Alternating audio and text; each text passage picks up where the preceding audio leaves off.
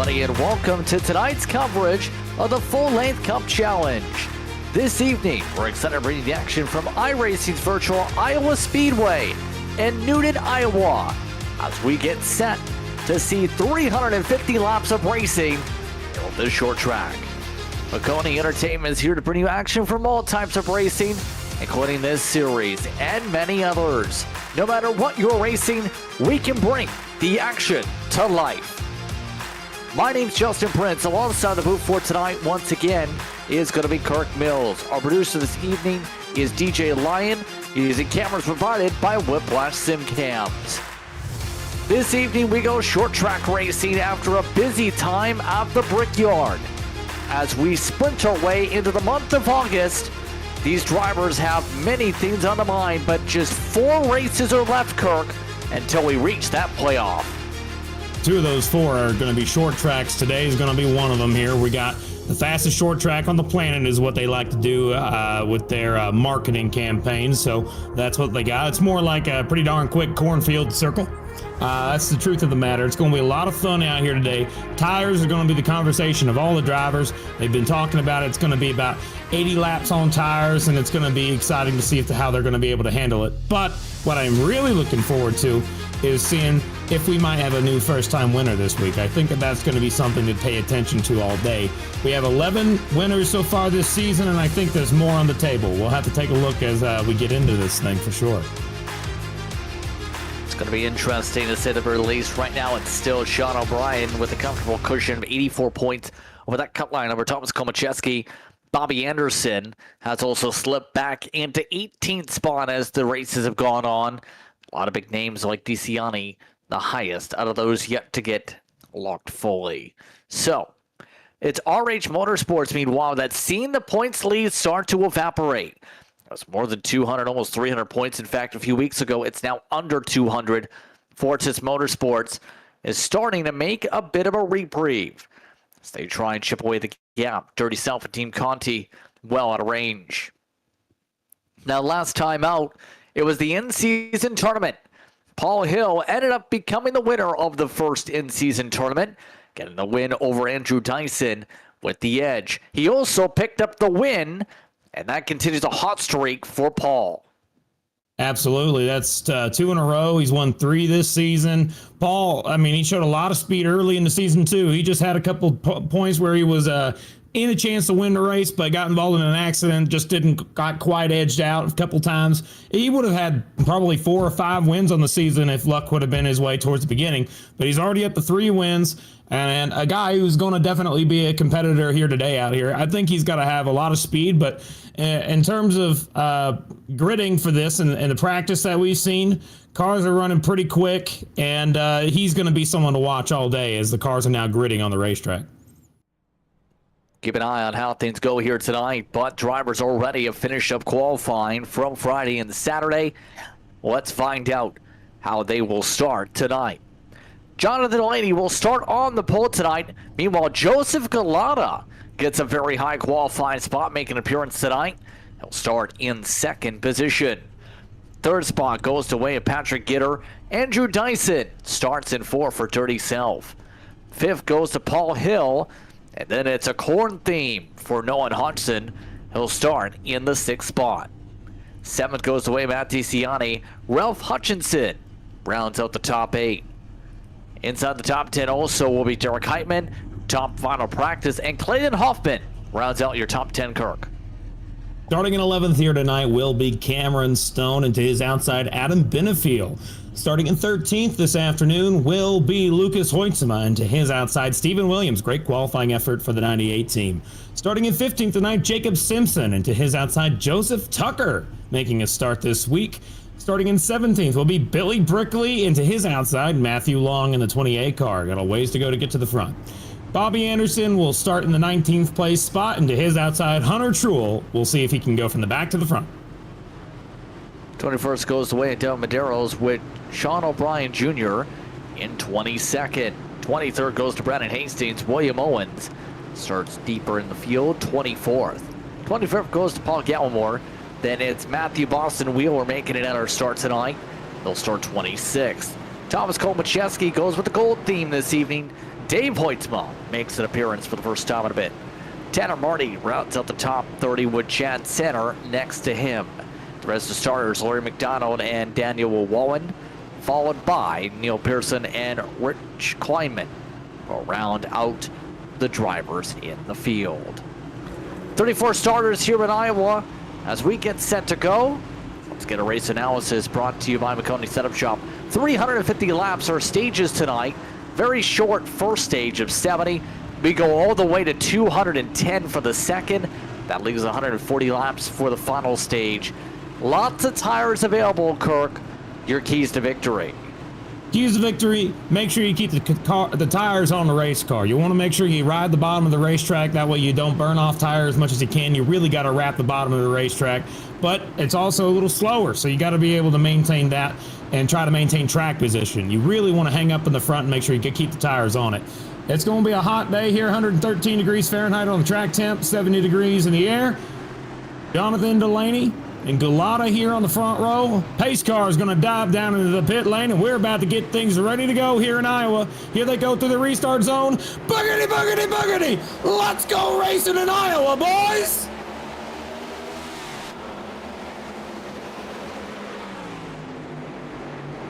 Clean start for Jonathan Delaney as the rest of the field rumbles its way to the back straight away. These drivers looking to see who will get settled in first. Delaney sticks to the white line. Gulata able to get the run. Delaney stepped out. It's going to be Gulata who leads the first lap. What a run on that outside. Remember, it's a little quicker, but it's harder on the tires as they're in 3 wide in the middle of the pack. You see Heitman sitting there in the middle of the line as Cameron Stone tried to make it 3 wide. He thought better of it, backed out. They are side by side for position between Ralph Hutchinson and Derek Heitman there on your screen. A lot of drivers trying to make up ground very early. Heitman already passing his way into the top 8. Stone also on the bottom trying to roll things forward around that 8 machine. So a good start for some of the drivers here. Quick first stage, shouldn't see pit stops really for the first stage. The second stage will be a different story. Ralph Hutchinson struggling on the cold tires, doesn't seem to have rotation. No, not whatsoever at all. He's actually been losing a bunch of spots since the start of the race. He just is now trying to hold off Cameron Stone there. But you see DeCiani up ahead of him. They're teammates there, so you're going to have to see. It's interesting to see them right together. It's what you would expect when they're running the same stuff. But side-to-side battle right now between Hutchinson and Stone. DeCiani goes down to try and block Stone so that way he can help Hutchinson a little bit. I think that there's some teamwork going on right there, trying to make sure they can survive until the tires get up to temperature. We'll see where Ralph Hutchinson really settles on down in the RH Motorsports machine. After what's been a bit of a rough start in terms of some of the track position already, falling back to 9th at the moment. But for the most part, the field making it clear you have to run the bottom here. It's not like years past where you run the floorboards up at the top of the racetrack. No, you have to run that white line. You can get some runs high line, but most of these drivers, in fact all of them, are not even taking any risk of going up there right now. Yeah, I mean, you can look through the field. The majority of the field is already single file. I only see a couple cars really working the lane up, which is starting with Andrew Dyson. You see Heitman running that, and also you see Hutchinson doing that as well. We're on board with Heitman. Looking back at Paul Hill making some moves up towards the front, sitting right there in 7th. The biggest mover so far actually looks, if we take a look right now in terms of the race, from 9th to 5th, Derek Heitman has been making his way forward, and he's been passing cars left and right. We've been watching it all day so far, and that 76 is clear, and he's got a little bit of ground in front of him to gain back before he's able to hit the back bumper of Nolan Hodson in the 12 car, sporting that Iowa corn race car right now. That's pretty cool. He's going to have a ways to get there, but what I'm surprised by right now here is you got some Team Conti guys running back behind 10th place right now. Benefiel, who won the Xfinity race yesterday, currently sitting in 13th. We know we're going to see him up towards the front after a handful of laps. We'll see how he's able to do to pass through all these guys and see what his long-term plan is. It's a little unusual to see some Conti guys running a little further back today. In Cameron Stone is in the top 10 right now, but you know who else we see here making an appearance tonight? This is Joseph Tucker. Yes, was about to say. Thank you. Sorry about that. I always think Benefield said Stone. All good. Well, either way, was about to say ESC's Joseph Tucker is making a debut here tonight. Haven't seen him all season. Elliott Sadler Esports, of course, owned by Elliott Sadler. At one point, they were a Coke Series operation. These days, they still run races for the Road to Pro ladder. Of course, a lot of those drivers just working here and having fun under the leadership of Elliott Sadler these days.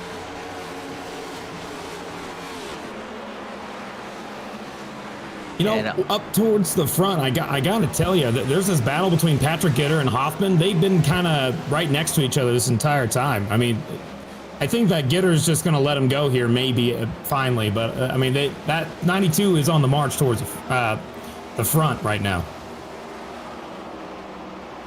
Yeah, shouldn't be a bit of a surprise here. The Altus machines, always very fast this season. Clinton Hoffman, part of that team here tonight. The builder essentially throughout the season. He's making that second line work where there's not too much dirty air to deal with. Just being able to get that rotation down. And because of that speed you can get on the outside through the corner exits, he's getting the benefit of those exits to be able to pick off these drivers one by one who are just trying to slow roll the bottom.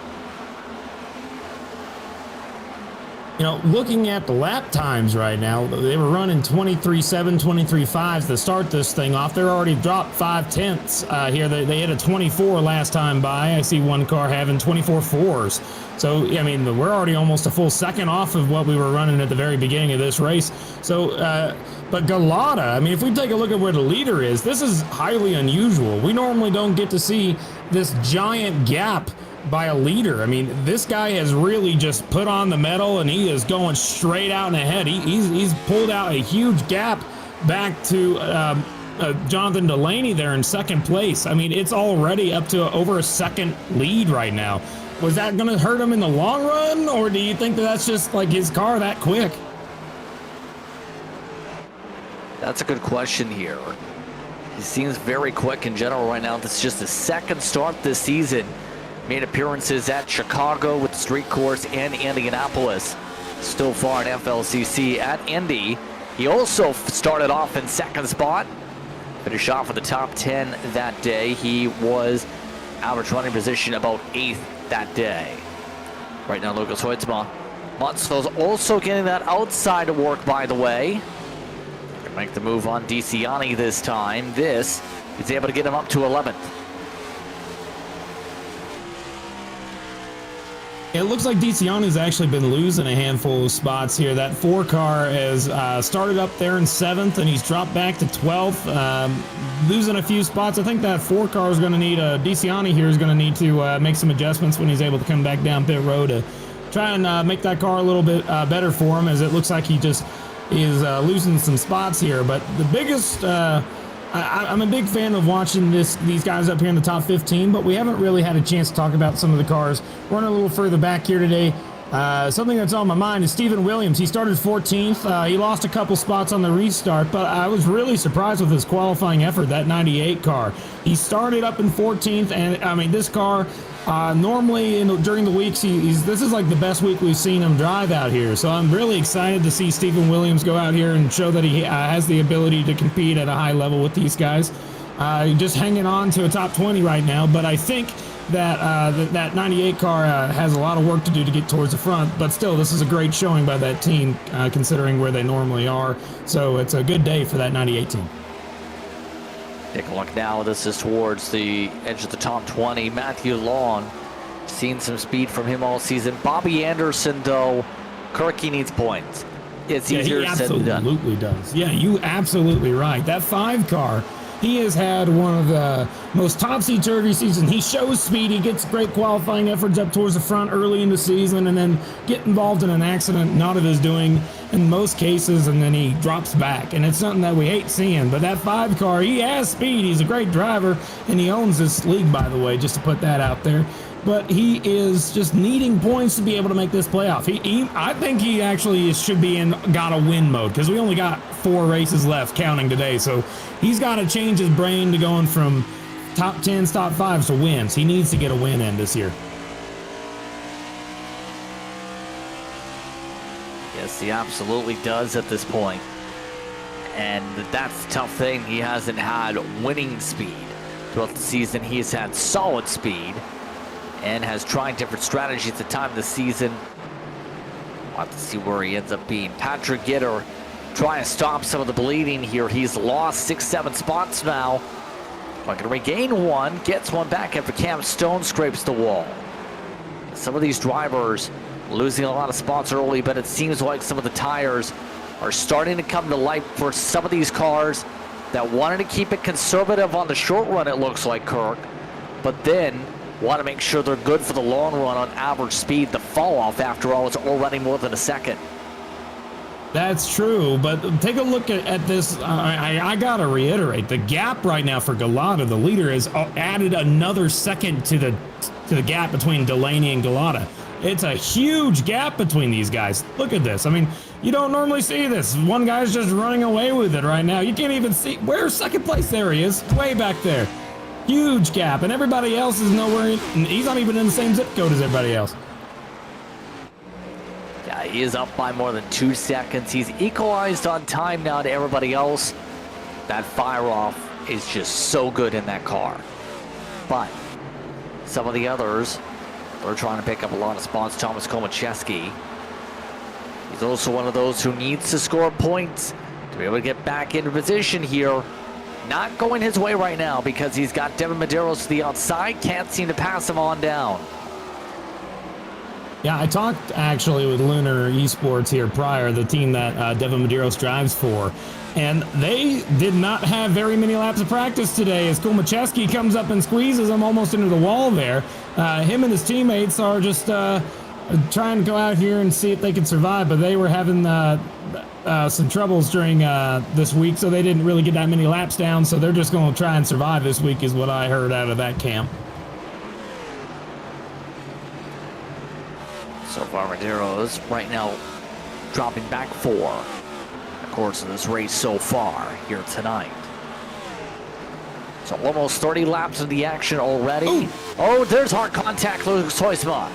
Yeah, saw that happen. That 97 car just got really tight off turn 4, hit the outside wall, and it looks like if we take a look at the front, I think he's got a little bit of scuff damage on the right front, but it's not enough to where it's really worried about, as it looks like we have Tucker blinking a little bit, so that's something to keep an eye on. They have a black flag for that type of thing over time, so you got to be careful with that. Looks like that he has gotten that under control for now, and same with the 97's turn 4 exit, so they gotten both that fixed. Now they're just trying to get around each other here. They're all the way up in the old stuff trying to make passes there for Joseph Tucker. I'm sure right now keeping up with him. He's representing Iowa State University on the car here tonight.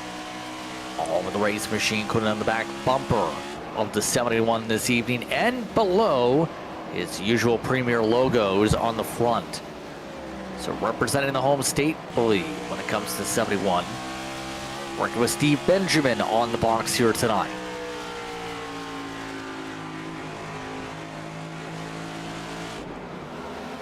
See how much he's pushing.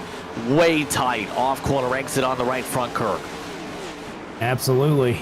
I think that they're all battling pretty dang hard, but we just had a pass for position up in the, looks like 8th place spot. Adam Benefield just got by Patrick Gitter to get into the top 10.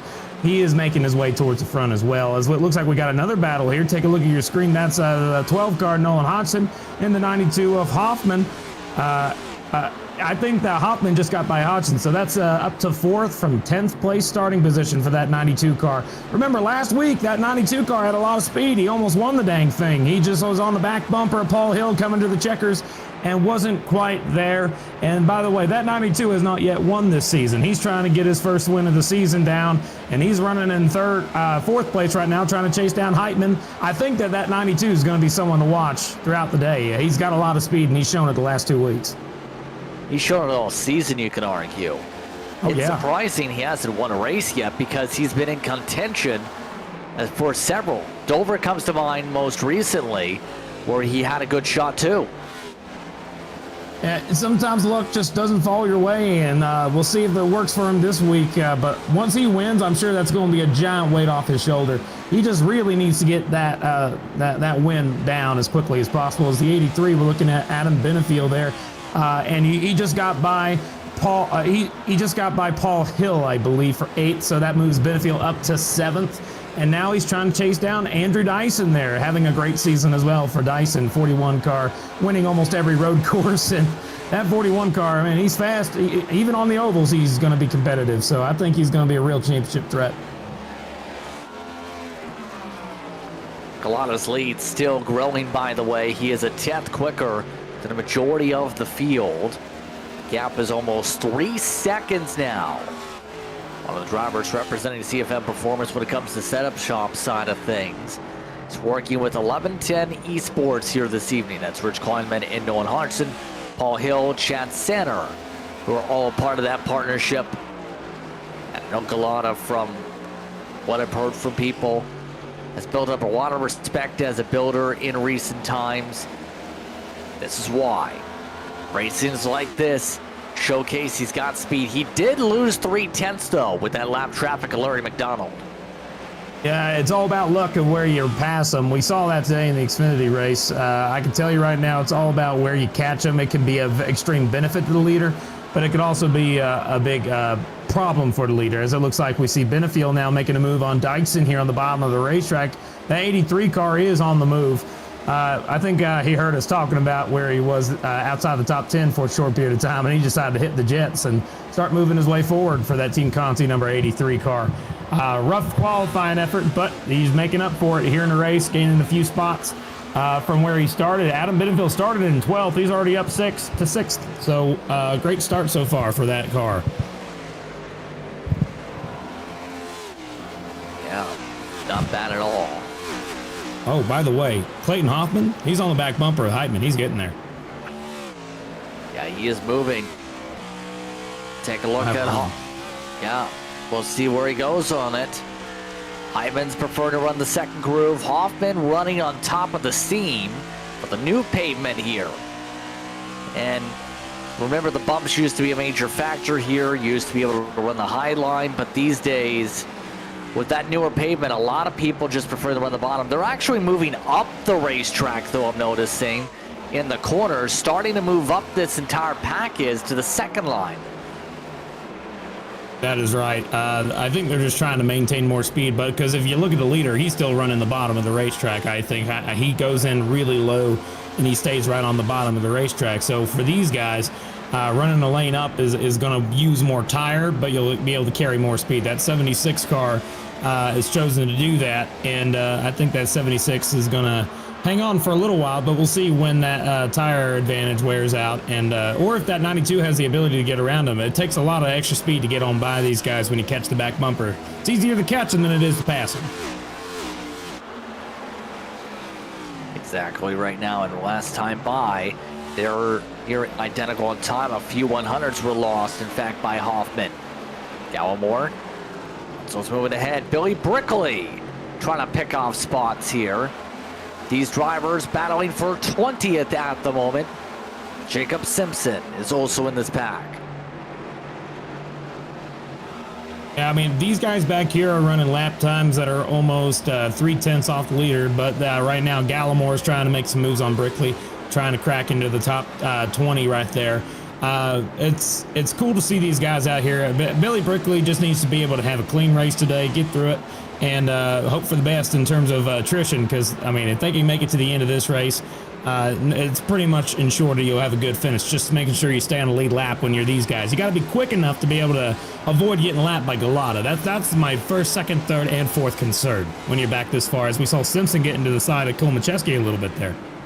Yeah, car stepped out on him, actually. Simpson able to hold on to it and avoid slamming into the 88. That car's not been looking the greatest. It's -8 so far this race. Oh, Heitman's actually up towards the front. It looks like he's trying to make a move for second on Delaney.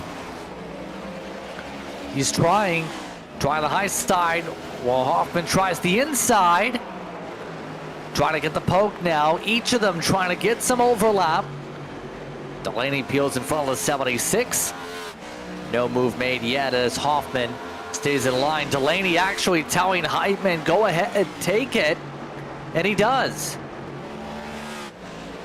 He knows he's faster right now, and see, that's a sign of respect. You're going to let the guy go, say, good luck to you, go ahead and go get him, and I'll fall behind you, and, you know, I'll make some adjustments to my car, and I'll see you later. That's kind of how it works. You got to give respect that way. If you're able to have the speed to catch him, I think that 6 car is having trouble getting back to the throttle. He gets on the throttle, but he just can't seem to keep the power down. He's going to let some of these guys go. He just let Hoffman by, and now here comes Benefield going on by.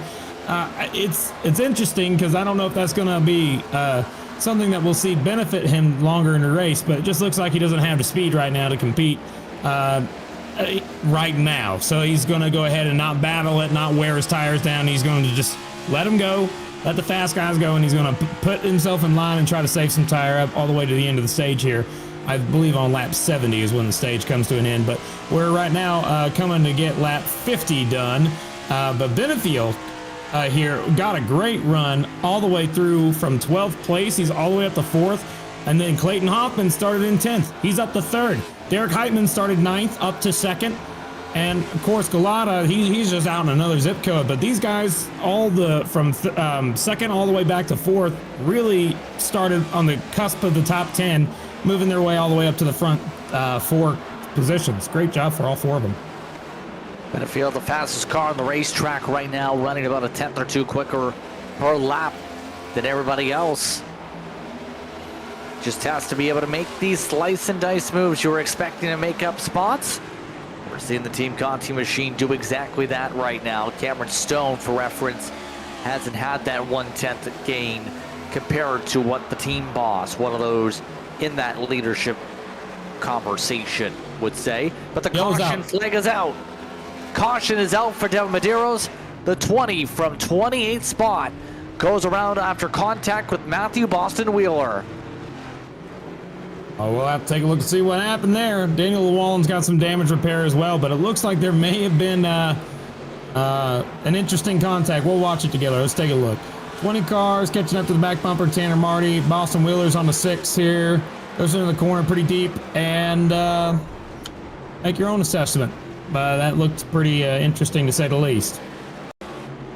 What's the best of entries there with the 01 machine? We'll see this one more time. So that put him down to 20 from 28th position once again. You can see already Boston Wheeler had been struggling to get the car to rotate a little bit in 3 and 4.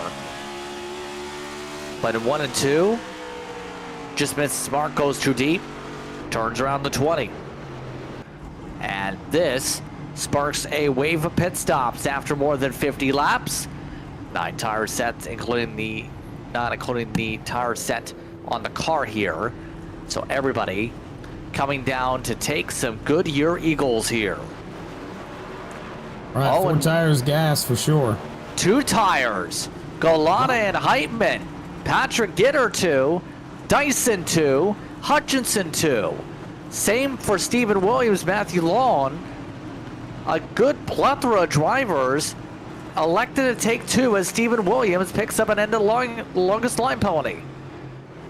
That is an interesting choice. I mean, it's a good time to test it. I mean, think about it. You got to lap 70 for the end of the stage, and so maybe they're testing to see what what it's like on the 2 tires. If he's able to, stay out front on 2 tires with a certain amount of laps left to go in the race, then he can use this at the end of the race. So, I mean, it's a good thing to do, I think, as a test, but I'm really surprised that they chose to do it now. I mean, it's not something that I'd expect out of the gate. It was really surprising. We'll take a quick break. More coverage coming up. You're watching Maconi Entertainment for tonight's coverage of the FLCC. Racing isn't easy, but experiencing it is. iRacing puts you in the driver's seat with the industry's leading sim racing game. Drive on laser scan replicas of the greatest racing circuits from around the world. Both go head-to-head against other drivers chosen by skill-based matchmaking to ensure competitive racing at every level. Compete across all your favorite series. In officially licensed cars, engineered to deliver the most accurate driving experience possible.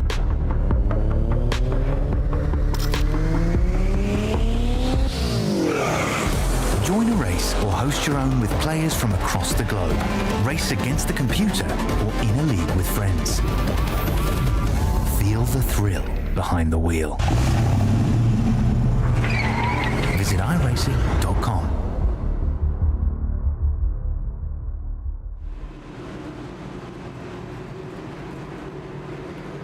Getting doubled up as we get ready to get back underway from Iowa. Justin Prince Kirk Mills with you as we get set for a reset. 15 laps to decide who comes out on top here on this stage. Daniel Llewellyn and Dave Hoytsma are so far the two who are out of the race. Llewellyn, just this caution, parking it for now. Galata and Heitman are on the front row though. It's been a dominant run so far for Joseph. Heitman trying to jump at a touch. Galata able to keep it to the inside, but Heitman powers on the outside, side by side. We saw it last time by Galata took the high side on the restart. It worked out for him, but now he's on the bottom. Is he going to be able to make it work as well? Heitman still fighting hard on the top. And I think you got Patrick Gitter there sitting in the wings hoping that something happens so he can capitalize on it. Heitman trying to find a way to power his way from the outside for the race lead. Benefield the first to take 4 tires in that caution. Heitman not able to keep it alongside for too long though. Galata looks to set stale with the short run speed in the race lead. Looking to pull off to the sunset for the stage. Yeah, that car's just on rails. It doesn't matter how many tires you put on the thing. He just ran the fastest lap of the race on 2 tires. 23 flat. Holy cow, that car's on just fast in general. He knows what he's doing. He's going to be a car to compete with today. I don't know who's going to have the speed to compete with him right now. Galata's just so far ahead of everybody else. Gitter having a good restart so far. Able to make up most of his ground here, and there's a spin on the front straightaway. We're still green. Billy Brickley went around. The Speed World Hobbies machine went around from 21st. We stay green. Side by side with Simpson here on the back straightaway. It looks like going into turn 3, that 44 on the bottom. Simpson on the top in the 2 car.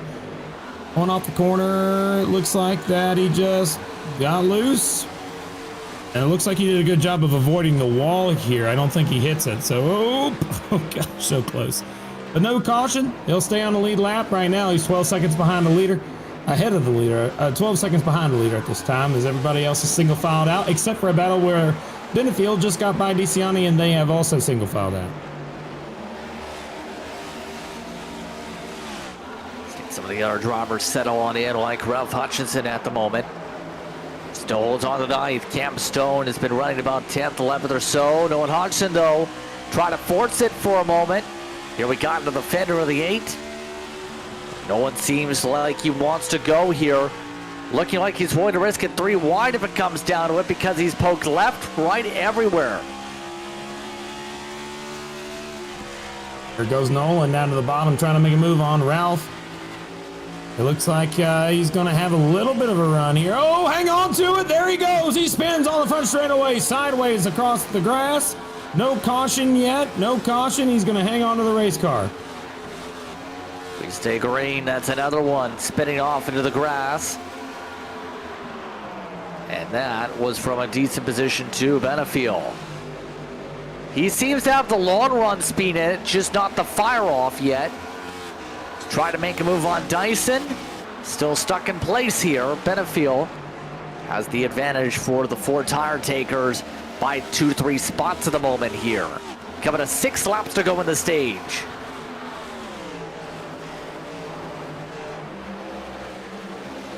Side by side still. That Dyson car is really loose on the exit of 4. He's trying to hang on to it, but it looks like he's going to lose another spot there to Benefield as he makes a move down to the bottom. That 41 car is just really loose. It looks like he can't quite get back to the gas without the car snapping on him, so he's going to have to, you know, work his car a little bit harder to try and keep it underneath him, which will lose time over the course of the run. But he doesn't have to go too far. We only have a couple laps here before the end of this thing. We're getting down about 5 laps to go before the end of the stage. We're getting really close. Some of those trying to make some moves. Tucker trying to make up some ground on the inside of Hastings.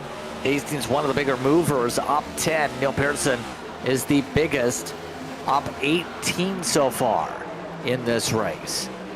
That's a lot of spots for Iowa in the course of less than 70 laps, to say the very least. So hard to be able to make passes.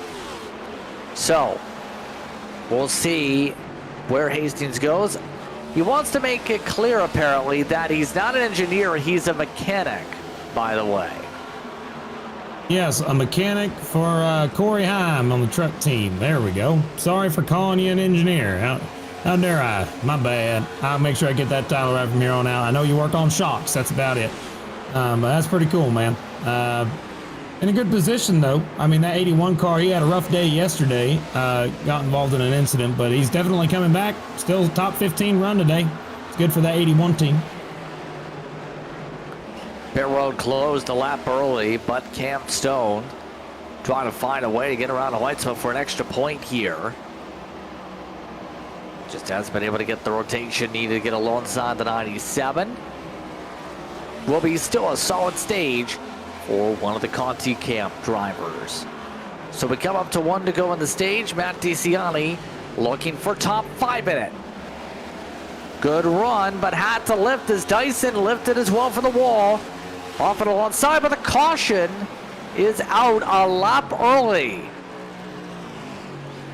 They just threw the stage a lap early. That's the stage. Joseph Galana. I'm stunned. That's a little odd. You normally don't see that many mistakes out of race control here in this series. Math was off, and Joseph Galana, regardless, gets the stage over Gitter, Heitman, Benefield, Dyson, DeCiani, Hoffman, Lucas Hoitzma, Stone, Hutchinson are your 10, who scores stage points, but a playoff point technically goes the way of the 99, but is a part-timer here in FLCC. A dominant day so far, and now we get the interesting part after this point. It's going to be green flag stops likely in the next 2 stages here at Iowa. In they go for pit service.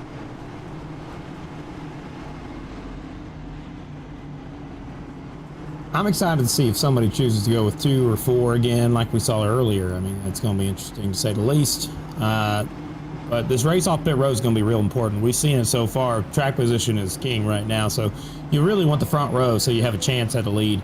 We'll see what they do here. Believe that Gitter actually got in position better for the pit stop here. Got a better angle, and they are taking 4 tires, it looks like, for the most part. Clayton Hoffman is on 2, though. New leader for the first time tonight.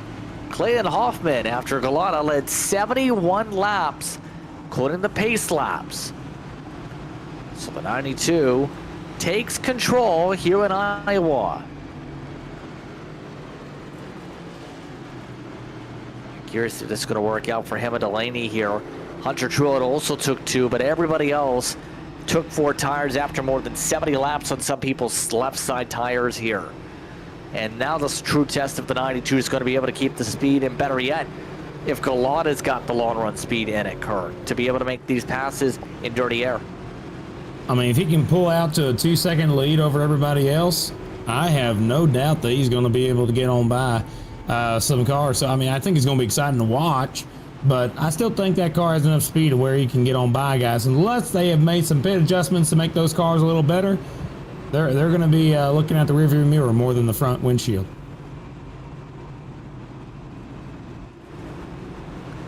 See the playoff points once again, how they look.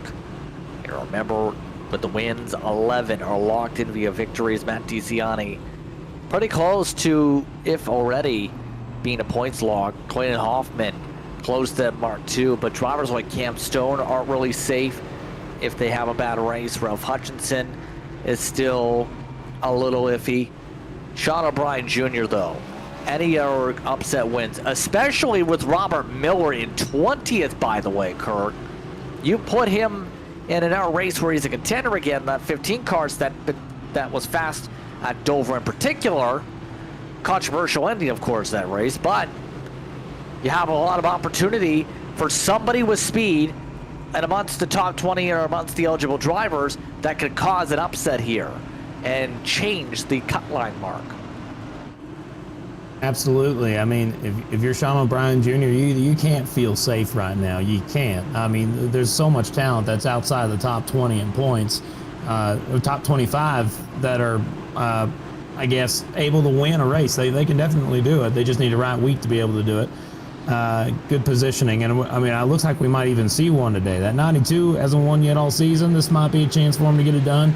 But not to mention, we have not seen Galata win a race yet, but this is, again, he's a part-timer. I don't think that one necessarily put him in a championship run, but here we go, back underway. Like as we're back rolling, we're racing a lap 210. Long time now for stage number 2 for these drivers to get to work. Galata already taking back second. See how that 99 attacks the corner. How about attacking for the lead? Galata with the huge charge through the corner. Quite enough speed on the exit to hang on to it, but he's diving into the corners way lower. I've noticed that about that 99 car. He likes to dive it in way lower than anybody else in turn 1. A lot of guys like to enter right at the point of the black patch, but he likes to enter like a half a lane lower. And I think that's helping him get more rotation on the center of the racetrack. And then on exit, he just equals out. So he's got a lot of speed going on entry, but you'll see it right there. He just did the same thing again. 99 is going to be trying to make the pass here, but he's got to be able to do it cleanly. He doesn't want to have to make any contact. Hoffman's doing a great job of holding on to his line, though. You got to give him some props. Yeah, right now, Hoffman doing a good job on the defensive markers to be able to hold off the rocket that's been the 99 here tonight. Still, it's going to be game plan time to see what does Galata do to be able to get this run. He's backing up his corners, trying to get the apex speed. And Hoffman still has that exit velocity. So a good start for the battle for the race league. Derek Heitman has been shuffled down to 4th. Patrick Gitter, who almost got the stage lead at one point, down to the top 5 so far to begin this run. Look at this hornet's nest though for these drivers. 2x2, multiple rows deep. Drivers like Tucker are getting the job done for Elliott Sauer Esports in the hornet's nest. Just got to make sure you can survive to the point where we get single file right now. These guys are all over the racetrack. They can't quite go up to the old section up above. Not enough grip to make it work. The bumps won't work. But right now, I mean, where can you go? You're kind of stuck right now. We saw this earlier in the race. This is like right on the cusp of the top 10. So with that in mind, we got a battle for the lead right now. Here we go, an arrow poke again. Galata this time does get to the inside. Trying to get a little bit quicker on the corner entry. Hoffman pushing up the racetrack for the apexes. Will Galata be able to pull back Hoffman on a side draft down the front straightaway?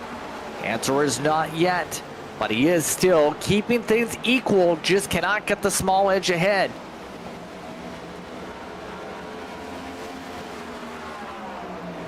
That 92 really wants to hang on to this lead. He's battling hard. We saw it earlier. Delaney just kind of let everybody go, but no, this battle, he wants the lead. He wants to lead every lap he can. So that 92 is pushing pretty hard.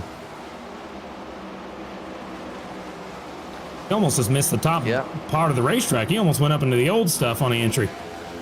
Yeah, almost went to the bumpy area. A little bit sketchy there for him. But looks like Galata Gets the edge on the apex, gets clear by the exit, takes it away, and now Joseph Galata is back in the lead here at Iowa. And now he looks to set sail in the pack. Still making up ground is Tucker. He's been able to work his way up to 7th now in the 36 car. Yeah, he started in 16th today. He's up more and more spots. Man, he's got a lot of speed. You got to give him that. Currently sitting right there, I believe that, like you said, in 7th. He's trying to make a move on the outside of DeCiani now. I mean, I think that Tucker's going to be someone to watch. They made some adjustments on that car, and now that thing's on rails.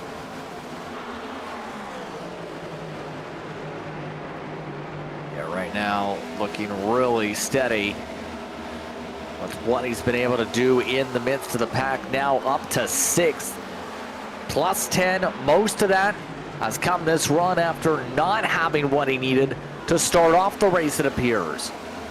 So let me ask you this here. We're early in the run, about 15 laps on the fuel so far burned. How far can these drivers go, knowing you probably will see pit stops this stint? Well, it depends, because the thing is, whenever I spoke with some of the teams, the number one concern they said is you don't need to worry about fuel, you need to worry about tire. They said that the tires will go bad after 80 laps. So with that in mind, I mean, I expect that these guys will probably come down pit road and get tires well with plenty of fuel in the tank. I don't think they're worried about gas as much as they are about tires. So we'll see over the course of that run, as it looks like Tucker blinked out again. That's the second time we've seen it this race. Third time, there it is again. Gotta be careful there. But what I can say is that if they were to somehow stretch it and make the tires last as long as they could, it'd be about 110 laps on a tank of gas. So I doubt anybody will push it that far, though. It would be detrimental to their race if they did. Battle right now is between Dyson and Gitter on your screen. You see Dyson on the outside, Gitter on the bottom. It looks like Dyson's going to have a run on the exit. I think he's going to be able to hang on to it for now. Yeah, Dyson doing a good job so far here tonight. Once again, top 5, top 10 speed so far for the 41 camp. And we've seen this all season for the Dirty South cars, especially from Dyson. He's well waved the flag on speed for this season. It's been interesting to see him perform well. He seems to perform well at these awkward or well-performed tracks. He was really good at the concrete tracks. But Iowa seems to fit his driving style here, too. Sure does. I mean, that 41 car, I mean, you go to the road courses, he's almost a shoo-in to win the race. But on ovals, that's where he's pretty much on par with, like, top 5 car. I mean, he's really quick, that 41 car. Something I gotta mention while we're talking about Dyson here for now. One of the cars that we saw spinning in the grass a handful of laps ago just almost cracked the top 15. Nolan Hodgson. He's back. He's just cracked top 15, and he's moving his way forward. He's trying to get by Simpson and Benefield, who also lost a handful of spots, as well as Cameron Stone. There's 4 fast guys back here.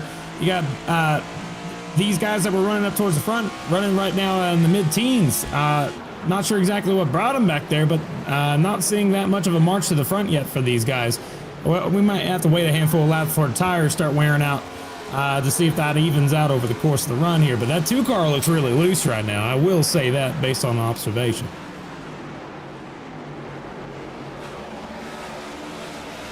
We're seeing a lot of it right now from these drivers. There's Cam Stone on Hudson. Decent recovery so far from the 12 after his slide into the grass. Up to 16. Oh! And we have another front straight away. Tucker right across the front stretch, and that will bring out a caution. Caution flag is out. That's off the nose of Matt DeCiani. And it puts us under yellow. Let's take a look. Tucker was just loose. He got back to the gas a little bit, and he's still loose, and the 4 car gets into the corner. Let's see it here.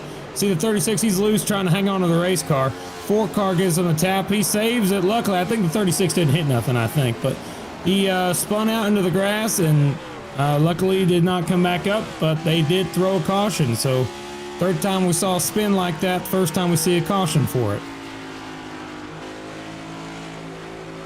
See right there, Ford gets a better entry. Tucker gets moved out the track from it. And all he can do is spin it out and avoid hitting anything. They are giving him a warning for his technical situation. He's apparently been having technical issues for 3 days. And not sure that was not a factor there, but we do have mixed strategy here. 24 lap difference on the strategy. Galata, Dyson, Hutchinson, and in the back half of the field just pit. A lot of people preferring track position so far in this one, as we have people rolling the dice. Yeah, this just got a lot more interesting. Galata's going to have to work his way through the field to get back to the front, and we know that car's fast. He just took 2 tires, got back out onto the racetrack, but it looks like Dyson's going to follow him through. Same thing, just 2 tires, getting back on the racetrack, trying it again. I mean, tires is such a strange situation here at Iowa. I mean, after watching the first round of pit stops, I mean, there's a lot of different strategies, like you said. So you're going to see Ralph, you're going to see Dyson. These guys have to go through, and Komacheski as well. It's going to have to find their way through the field. I don't know if it's going to be easy for them. I don't think it will be, but I think it'll be fun to watch nonetheless. There's Chad Stanner, by the way.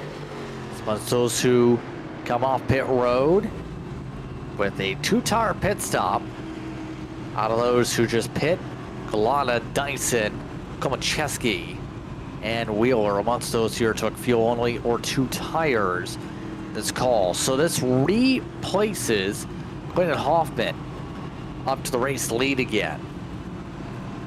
And now it's going to be the question, how quickly do you think some of these drivers, Kirk, are going to be able to make some of these passes here? Iowa, it seems, is a hard place to pass.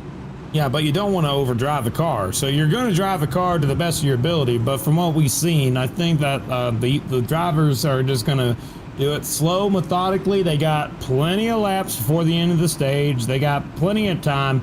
And as long as they do it slow and methodical, those tires are going to stay underneath them. They're going to be faster the entire run, and they might have a chance to get back up towards the front. Now, I don't know if they're going to be able to make it back to the lead. Hoffman's pretty quick.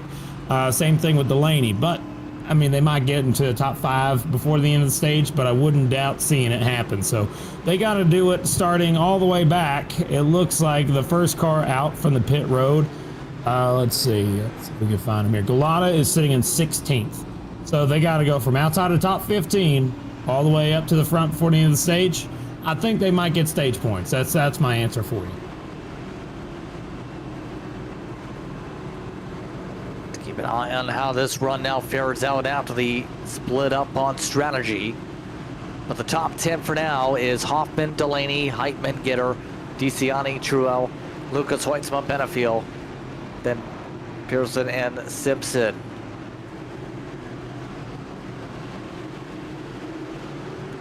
We'll see where they let it rip here this time out for these competitors. All right, watch the wheel spin, guys. Here we go. Back underway. No major wheel spin. There are some gaps already building up from third row on back. Battle with the green cars. Heitman able to get the rotation.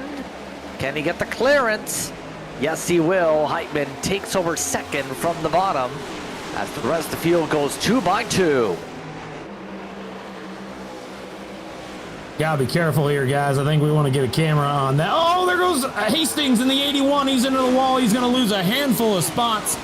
He goes right on back through the field.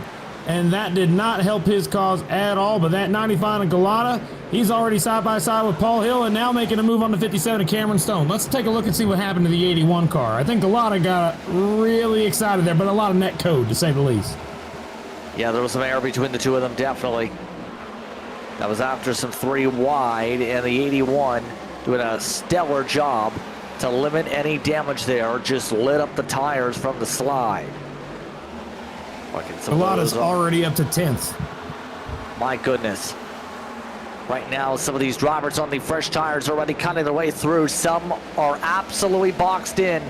Galata picking his spots 3 wide yet again. Man, that car's fast. Yeah, he is flying. absolutely flying on his two-tire call. He's likely to go ahead and take the lead here in the next couple moments. But the caution flag. Oh no, here we are again. Let's take a look and see what happened there. Big wreck here. I see the 62 and Neil Pearson involved, and it looks like that also Chad Sander are two that are sitting in turns 3 and 4 facing the wrong direction. Chad Sander is going to be an interesting part of this. Let's see what the 62 had to offer for its part of the incident. We heard them talking about Simpson here. Oh boy.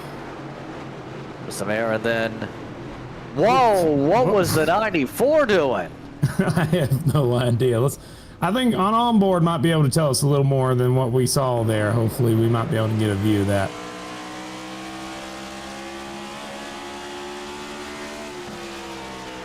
Here we go. Outside, and that's just interesting. That's just tunnel vision. Just locked it up and then panicked.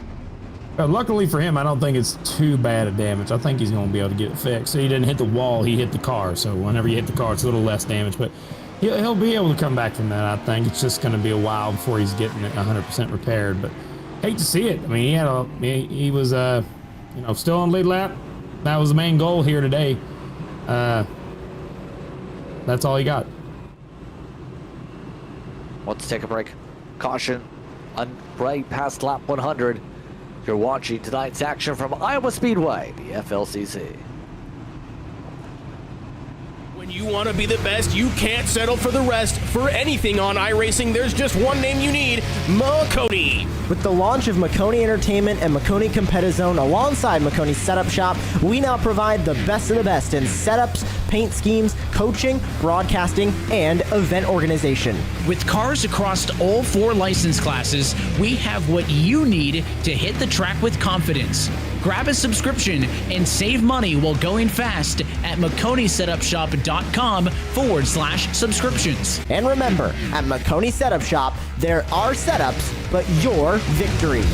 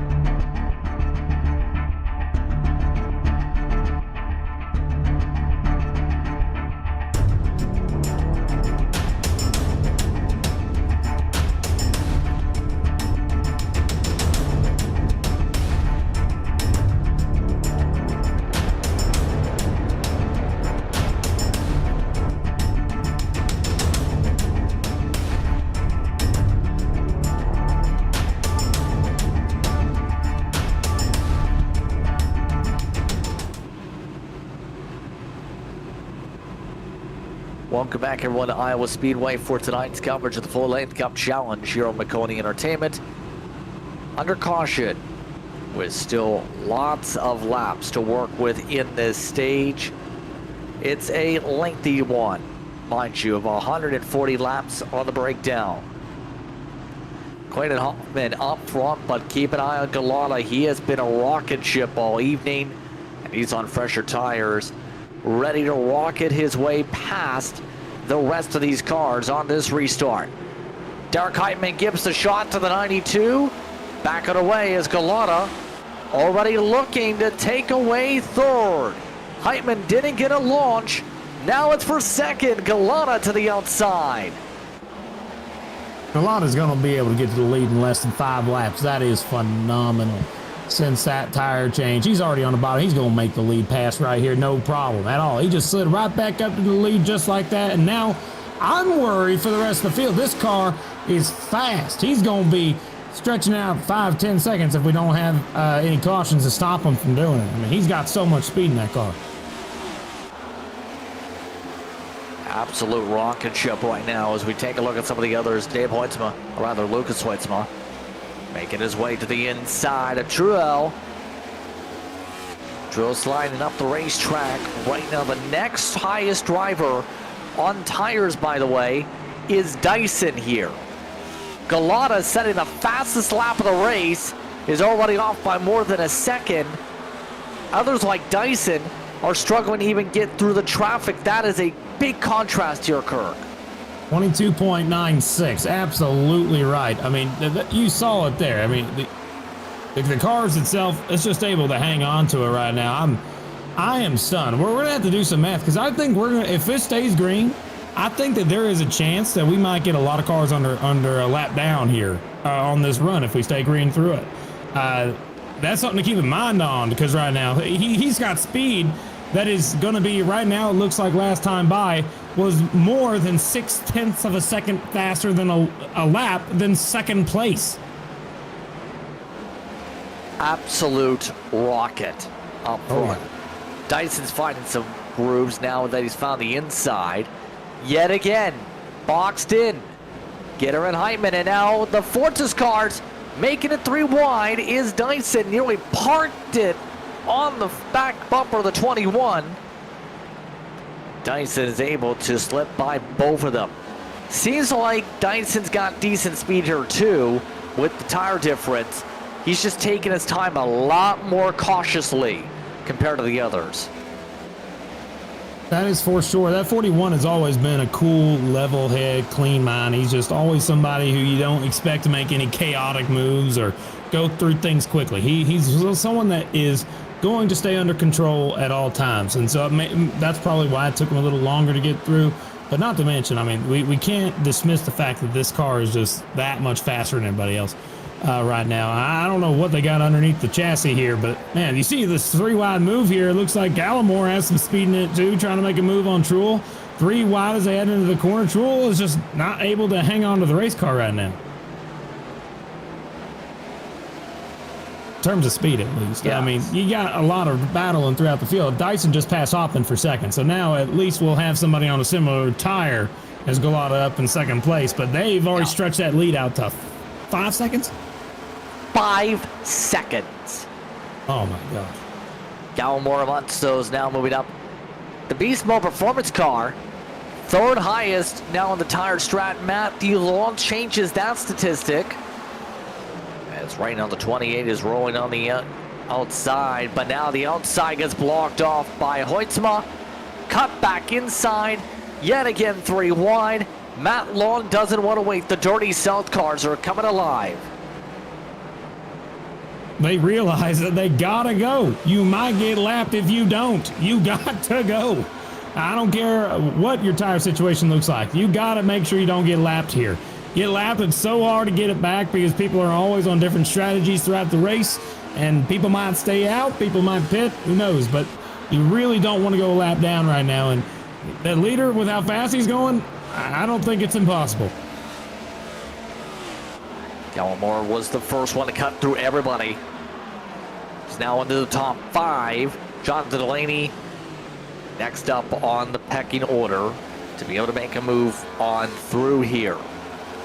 Now some of those who ended up coming in for your top offs or different strategies also. About 12 laps ago, Brandon Hastings, only 4 seconds to pick up. Some of the drivers back there going to be still in the 20s. Derek Heitman trying to let the car roll, getting hornets nested by a lot of drivers still on the new tires that are picking up spots one by one as he looks to settle down for Fortis.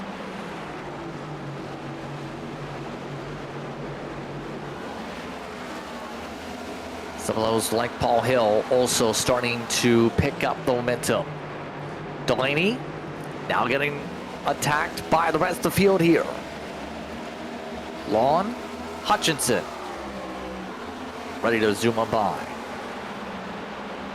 I gotta tell you right here, some good news for everybody in the front 2. I mean, the front 2, Galata and Dyson. The only good news I have for them right now, Galata here is running lap times across the stripe that time by a 24 flat. Dyson came across the stripe and he ran a 24 flat, so they were at least evened out for the lap time wise. Everybody else, Clayton Hoffman, third place, just now ran a lap that was 0.3 slower.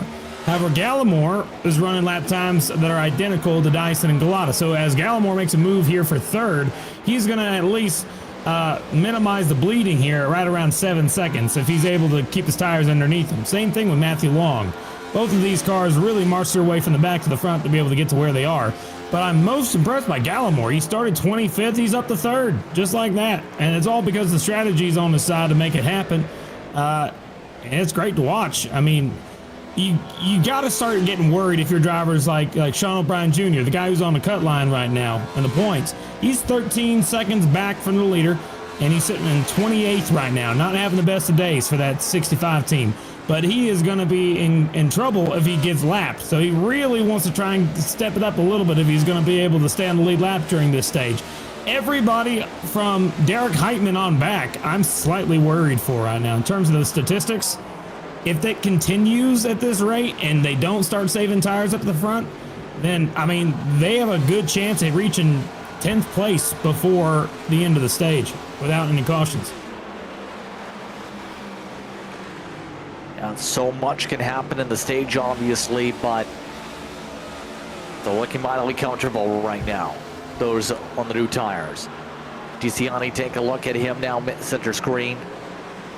Matt DeCiani's had speed all throughout the night. That Ford machine, though, of course, now in the back from that previous situation with the contact. It's been going backwards. He's a minus 18 now on the race since getting shuffled essentially to the back of the field here in the Ford camp. Yeah, 0.3 off from the leader for that Ford car, DeCiani. Not having a lot of speed right now. We've seen a lot of speed for him throughout the season. But we're looking at Neil Pearson, who was involved in that last accident. He's recovered well. Take a look at that 62. He had a lot of rear end damage, got it all fixed, and now he's back out there running 16th. I mean, these things are tanks. Yeah, these cars can handle some contact to the wall. Just can't have a major snap. And depending on the angle, you can snap the angle. You can snap the tie rod with hard contact. These cars doing a good job keeping it clean for the most part here tonight, with some long green flag runs here at Iowa. Benefield, by the way, his car's starting to turn on a little bit. He's one of the faster drivers out of those who are on the older tires. He's starting to pick up some spots here as he is in fact keeping up with drivers like Billy Brickley, who are on newer tires. Everybody's on their own strat. Well, it'll all even out towards the end of the race, but right now it's going to be hard to tell exactly who's got the speed because they're fast or because they got tires. I mean, that's going to be the hard thing to be able to decipher throughout this run here. So what I can tell you is some drivers that we saw, Brickley just lost a handful of spots just there. He went from running around 11th place all the way back now to 14th. Something must have happened to that 44 car. He did take a bit of a hit to the wall. Perhaps. He's got some right front damage, that's for sure. Yeah. So that car is wounded right now. That's going to explain some of the speed discrepancies there. That car is going to need some caution flags to be able to fix that fender, fix the aero on it. It is a short track, but it also is more dirty air, so sensitive to the nose. That lead, by the way, the times have started to equalize out a bit. In fact, it's only about a half a tenth to a tenth of a second pick-me-up for Galata over drivers like Hutchinson and some of the others. Compared to the older tires, it's a gap almost of 10 seconds. But still, Galata, he can just drive on his own for a long while here with this advantage. It's the matter of what do you do to try to adjust to find any speed to counter what the 99's been throwing down tonight? I don't think there's much you can do. I mean, these drivers are going to have to make their cars better by an order of magnitude to be able to catch up to them. I mean, they're within a tenth. They are, but there's 4-second gap. So, I mean, that's going to take too many laps to be able to reach them. So, I mean, they're not, like, faster. They're on par. So they just need to get into a good position. With Dyson, we've seen him fast all year. Just maybe try and take care of the tires, try to beat them on the super long run. That's a good idea, but I don't know. It's going to be real hard to see any actual gains here. As it looks like we might have actually seen something happen here. Let me check something. So it looks like the 24.5 was the last time. Yeah, they're even in lap times. Nothing at all could stop that, but the leader can see lap traffic. He's on the way. He's going to get there in a minute. And we'll see how the lap traffic plays itself here, if it's cordial or not here tonight. Paul Hill doing a great job this run.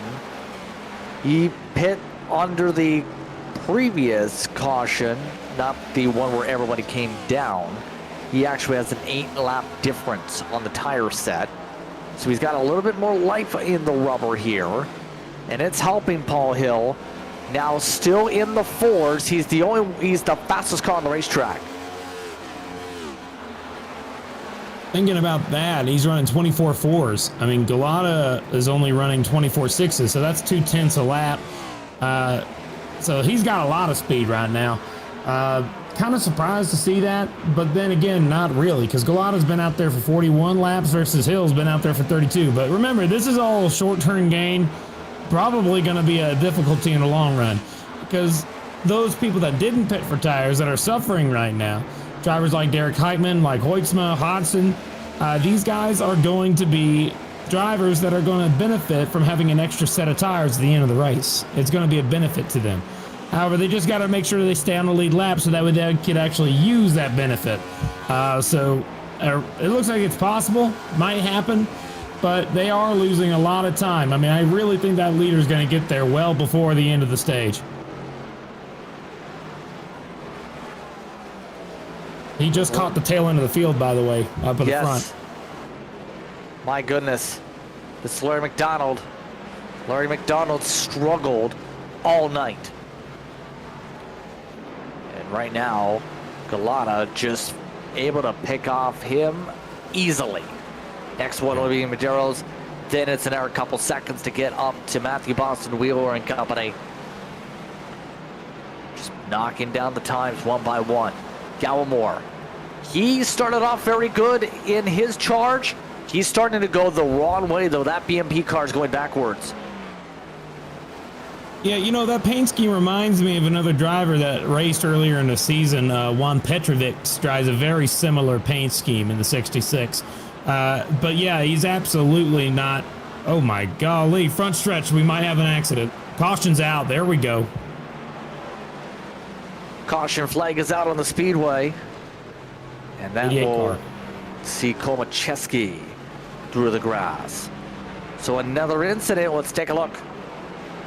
So it looks like this is the second time that they have thrown a caution for a spin on the front stretch out of the 4 total spins that happened on the front stretch. So 50-50 shot if you spin on the front stretch that you will bring out a caution. As right now, if you want to put the statistic on it. 4 different spins, all in the same spot. 2 of them are cautions, the other 2 are not.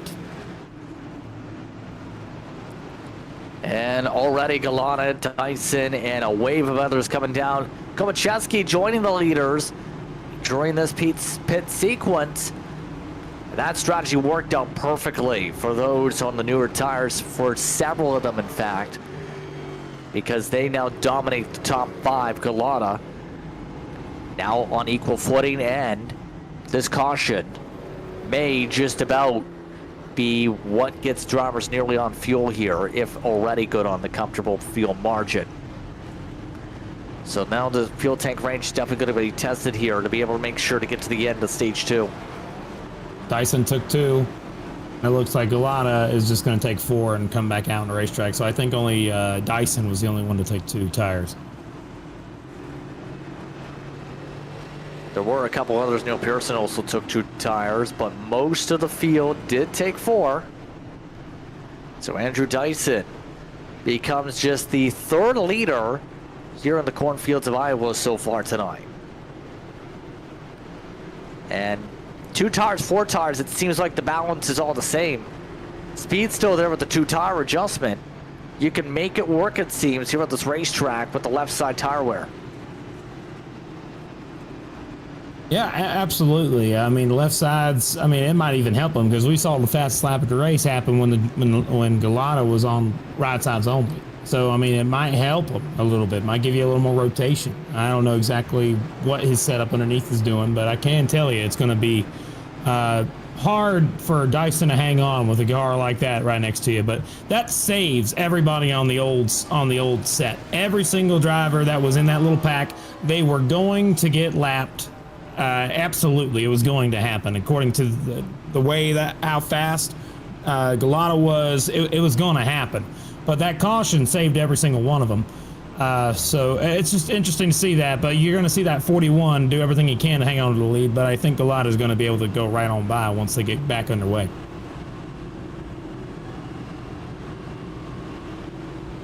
So the field getting reset here. 1 to go signal. Dyson, Galata, Hutchinson, Hill, Pearson, Hoffman, Long, Delaney, Benefield, Gitter. That's how the running order looks for this one.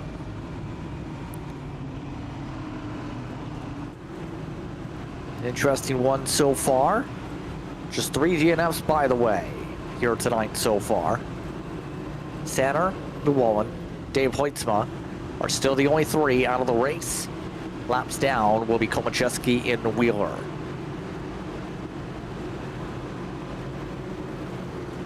$29 cars on the lead lap heading to this restart, so that's good to see. But Larry McDonald got the free pass there, so he was able to get back on the lead lap. Yeah, Laurie McDonald will be looking to try and throw the kitchen sink at it. Coming up to the restart. Green flag. And Galata spun the tires. Here we go. Galata into the pack. Crashes. Oh my gosh, I cannot believe that. He something must have happened with his shifter or something. My goodness, that car was the fastest car all day. And just like that, he's got a lot of work to fix on that car. See what the heck happened there. That looked like tire spin and a half. Gas, never planted. Couldn't get it unrevved, and then bam, locks it up.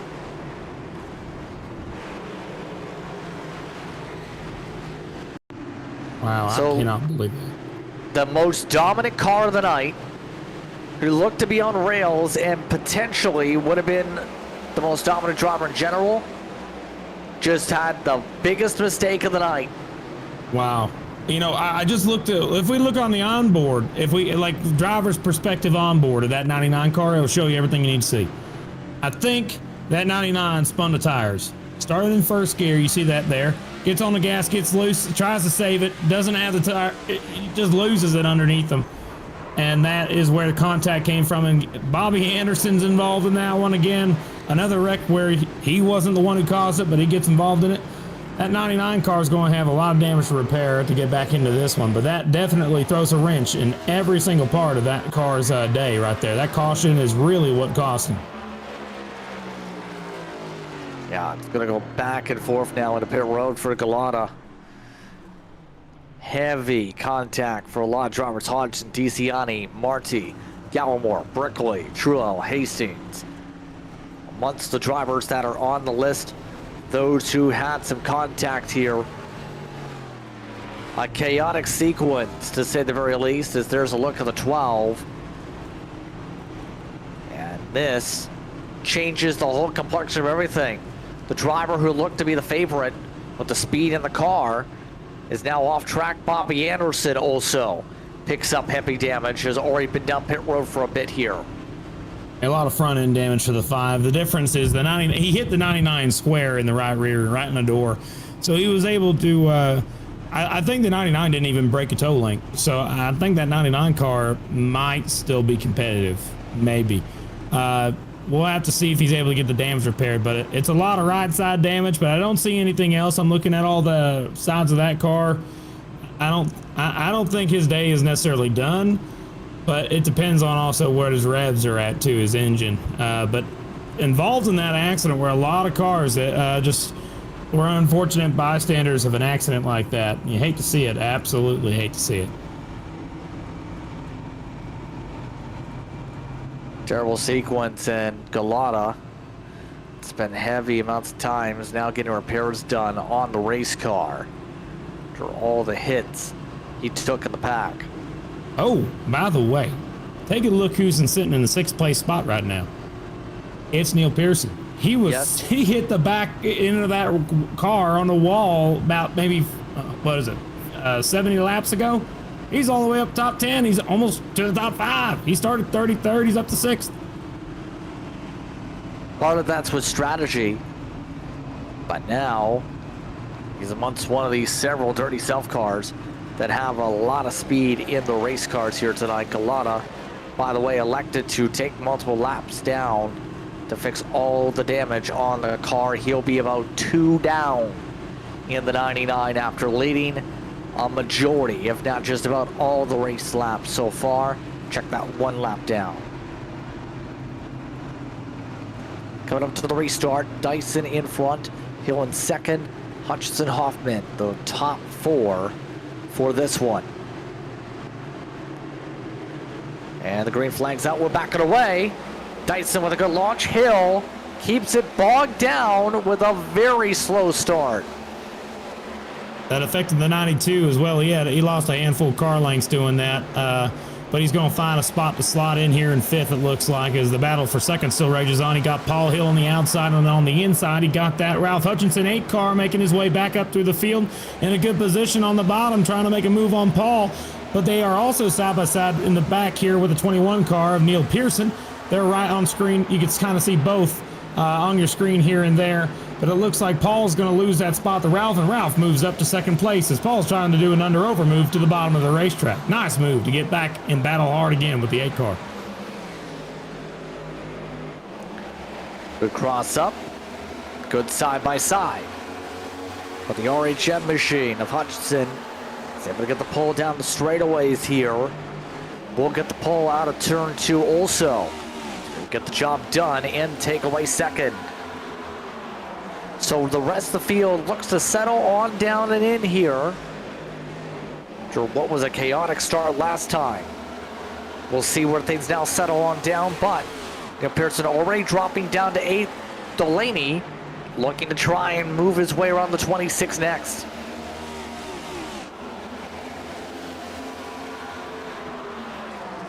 All right. So what I can tell you right now is that 92, he really wants to get back up to the front again. We know he wants to get that first win of the season. He's got a lot of speed. Saw it earlier, but now he just got by Delaney. Now he's trying to look on the outside of Hill.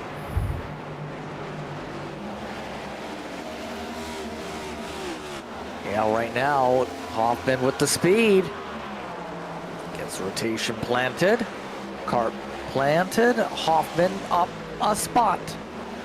Is inside the top 30, and Hill's going the wrong way on this short run. And mind you, that is a teammate to Joseph Galata. By the way, Galata is right now trying to close up an extra half a second to get to Matthew Boston Wheeler for the lucky dog spot. So that's going to be a battle to keep an eye on here. He's about a car back, or a car between them rather, before he gets the 01 car. Yeah, it's the 88 of Cole Macheski there. So with that in mind, that 99, I was about to actually mention that exact battle, man. You got to it. I can tell you right now, it's going to be a race within a race for these two. They're going to try and get to hang on to the free pass. They really need to be in that position so that way they can get back in the race. So either one of them is going to want it, but I think that 99 is going to do everything he can to try and get it back, because they are 3 wide ahead of him right now with Nolan Hodgson in the 12 car on the bottom of the racetrack, 3 wide up ahead of him. There he is with the 65 car, and Gallimore's back there too, battling with Stephen Williams. Yeah, right now, things getting a little bit chaotic for some of these drivers. O'Brien amongst those trying to pick up spots. Sean O'Brien has been able to get from the 20s at least into 18th. Hodgson amongst those in the traffic jam. Nearly into the 01. Nearly rubbing fenders. Offset 3-1 as Hodgson squeezes in. That's going to open the door. Here comes the 99. He's going to try and make a move down to the bottom. Boston Wheeler's trying to cut him off. it looks like that might not work for him as he's going to try and use the 98 as a little pick here on the front straightaway. Yeah, right now, we know the speeds there are 2 from the 12 car. Just picking up spots one by one. Picks off O'Brien Jr. No issue. Get him back to 17th spot in the rundown. Less than 100 laps to work with in the stage, mind you. Still plenty of laps to work with. In fact, coming up to less than 50. Next lap. At 12, it's one of the fastest cars at the racetrack right now. He's 2/10 quicker than the leader.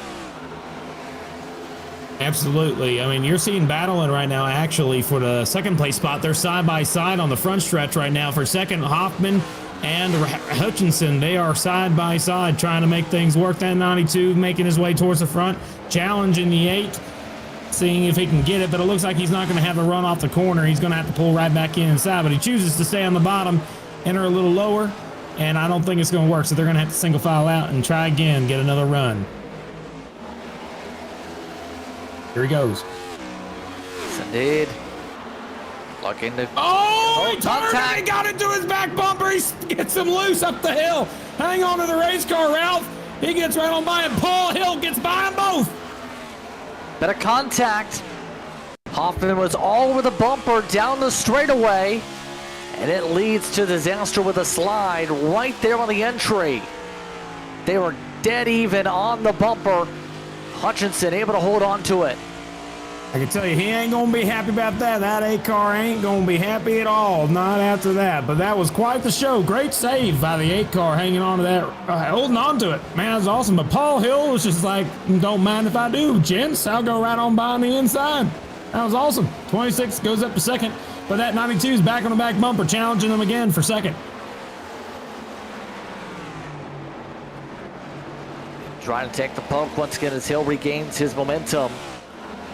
Hoffman lifted for him as Hill parked it in front. Says, thank you, I'll take the charge instead to the outside. Give me the second position, says the Altus car. And he does take it. 1.8 seconds back of the leader. The 92 is up to second yet again. A quick update for our driver here who is coming back through the field. He's currently 1 lap down. Joseph Galata, he just got by Matthew Boston Wheeler, and now he's sitting in the free pass spot. So he is just got to be able to wait for a caution and hope for the best. But if he's able to stay where he is before the leader is able to catch lap traffic, that might be a benefit for him too. But he's got a long way to hang on to be able to get to that point. Yeah, and we know Laurie McDonald has been lapped fairly quickly in some of these runs. Billy Brickley with the damage is also struggling right now for pace. It's not a guarantee that he'll maintain the lead lap. He's trying to drive his way past a lot of these leaders. Mind you, someone that's also on that appearance tonight, Tucker, has been able to recover from his spin, back up to 13th. Yet again, finding his water wings and is just floating along for the ride.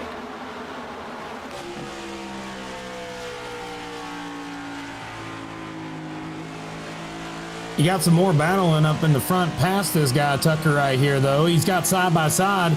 Right up front, looks like there's 2 battles, actually. You got Patrick Gitter, and you got the 8 car Ralph Hutchinson.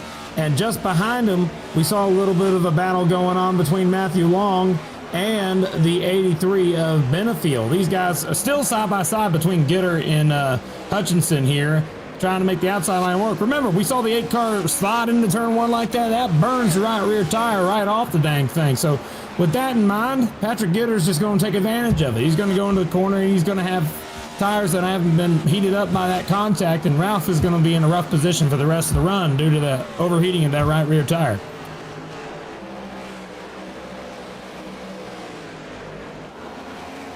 Now we're seeing drivers continuously moving ahead like Benefield. Oh, a slip in the back there. That's Simpson. He's in the grass. Oh, hang on, Simpson. He's going right back up the racetrack. He hangs on to it, no caution. We stay green. What happened here? Wasn't side by side or anything. Just snapped in him. Yep. So that counts as a second spin, actually the 5th spin that happened on the front stretch. And 2 of those spins were cautions. This is the 3rd one that wasn't a caution. Just making the tallies, making them obvious here. It's interesting to see that statistic. We'll see how it continues throughout the night, because that is a very common spot for drivers to get loose.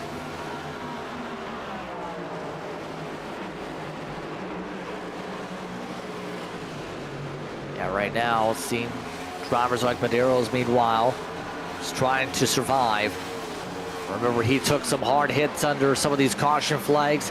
Despite all the hits to 20, looks pretty clean out there. Still maintaining some decent speed here. Still outside the top 20, though. Yeah, I mean, that 20 car, he's going to just try and hang on to where he is. He's running back here in the back 20s. His teammate's a couple spots back. Tanner Marty, he's going to try and catch back up to. I think that Lunar's just having a rough day. It's been a while since we've seen him have like a really, really good day. I think Pocono, we saw Tanner Marty get a top 10, but it's been a while since then, and they're just going to need to have a week where they're able to get into a better position there. As it looks like we had a little bit of a thank you from Patrick Gitter, Adam Benefield to Patrick Gitter. Patrick Gitter just let Adam go for the 5th place spot. Something that happened while we were talking about the drivers back here in 20th. Tucker now all over the back bumper of the 76 of Heitman, trying the high side. Not all the way to the high side, though. Still trying to find a way to squeeze down a little bit, it looks like, on the 76. Still trying to figure out a way around driving the number Liam Brotherton used to run when it came to NASCAR competition, and some of the others when ESE part of there. And actually, that 36 Fawn had also been utilized by Letard Esports and still is, believe, in the Coke Series.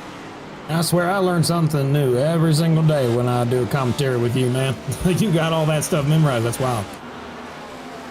Larry McDonald, by the way, is peeled onto the apron, is letting everybody go. He was the next in line to be lapped and is actually peeling down. So Larry McDonald has taken a lot of scrapes tonight and has been to the back all run long. Is peeling down to his pit stall and to the safety of his pit crew.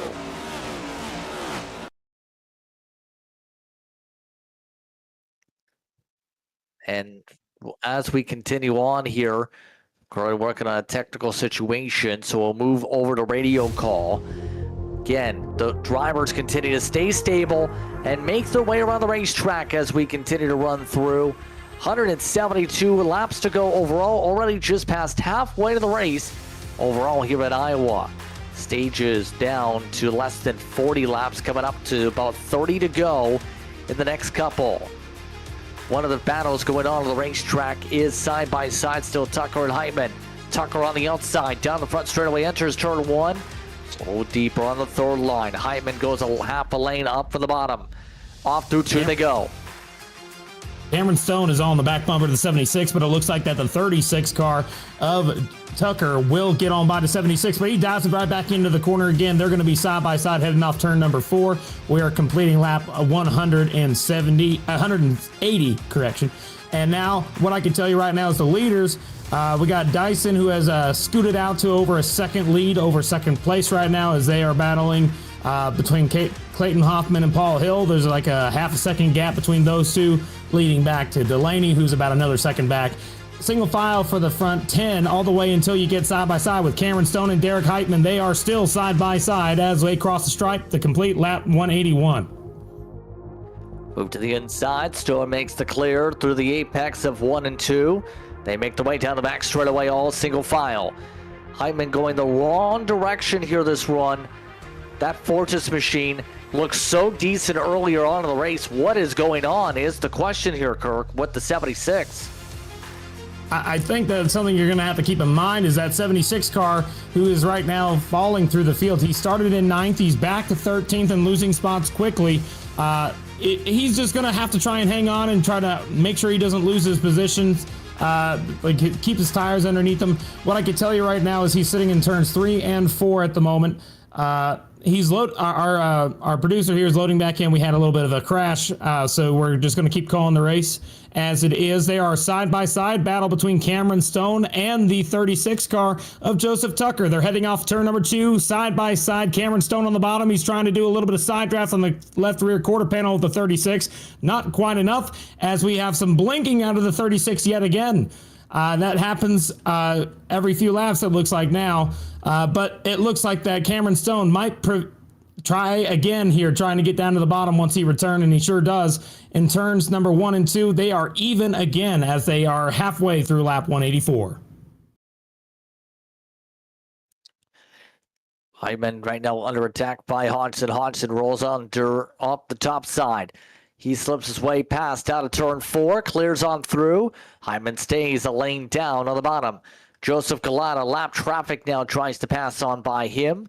Oh, wow, things up front, hold on. Tucker got moved up, nearly hit the back of the Pearson, slips up out of 2, nearly hits the wall as Stone now tries to attack the 62 and 3. Yeah, side by side still. Again, this is all for the top 10 positions here.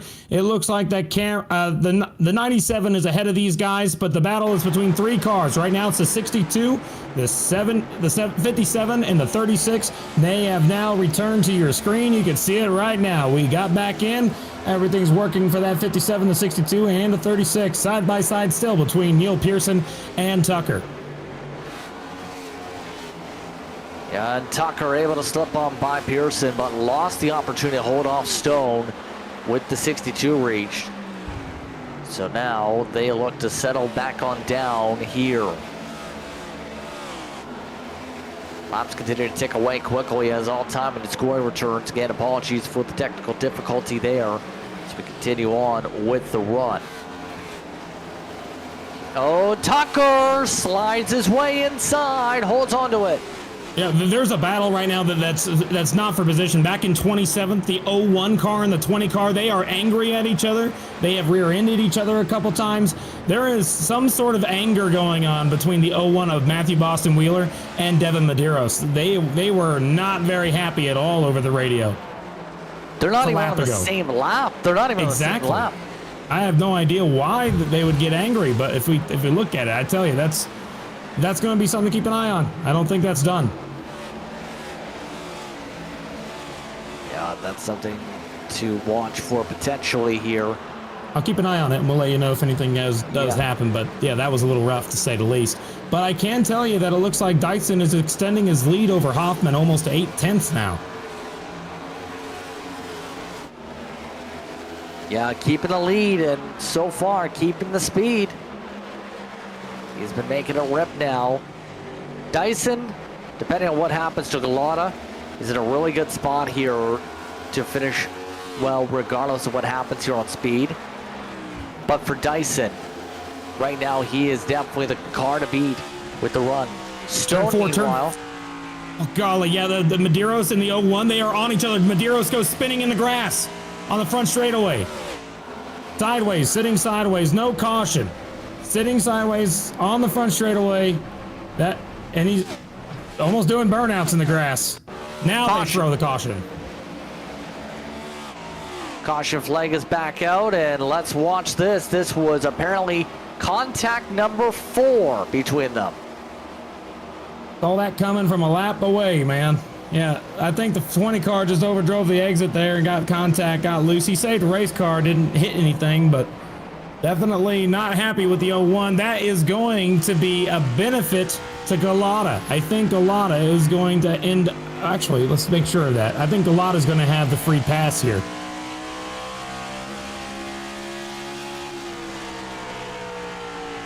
Yeah, let's see one more time.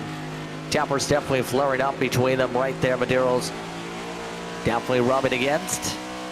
And it doesn't work out at all for him. The 01 didn't do anything wrong there. That was... I didn't see anything wrong with that.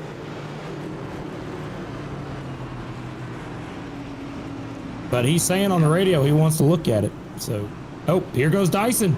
They're choosing to come down pit road. Some choose to stay out, though, like Benefield. He stays out. And Galata. Interesting. Galata had been the lucky dog car. So that should work out for him. Benefiel, it's a massive gamble. He's the only person in the entire field who stayed out this caution flag on the lead lap. A big risk being taken there in this sequence.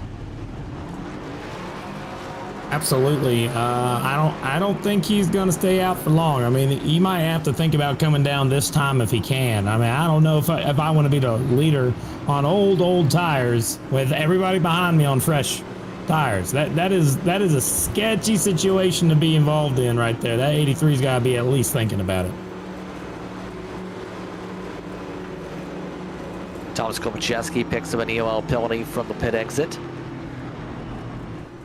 Benefiel, it's going to be in a very tough spot. Yeah. Dyson giving a little love tap, but this has to be a gamble because of the tire set situation. A lot of people utilize 3, 4, 5 sets in some cases here, Kurt. Benefiel says, I'm not thinking about nothing. What does that mean? Oh, you know, when you're in such a bad spot, sometimes it's good to shut the brain off. I'm sorry. He's going to be in a load of trouble here on this restart. That car's not going to get a lot of, grip on the start. That's the first thing. And everybody else behind him has so much fresher tires, they're going to go right on by him. That 83, I don't know how he's going to hang on. I think there's a chance he can. I'm going to be excited to see if he can. I don't think he'll, hold the lead for very long, but I do think that with how good of a driver he is, he might be able to keep it underneath him for the time being.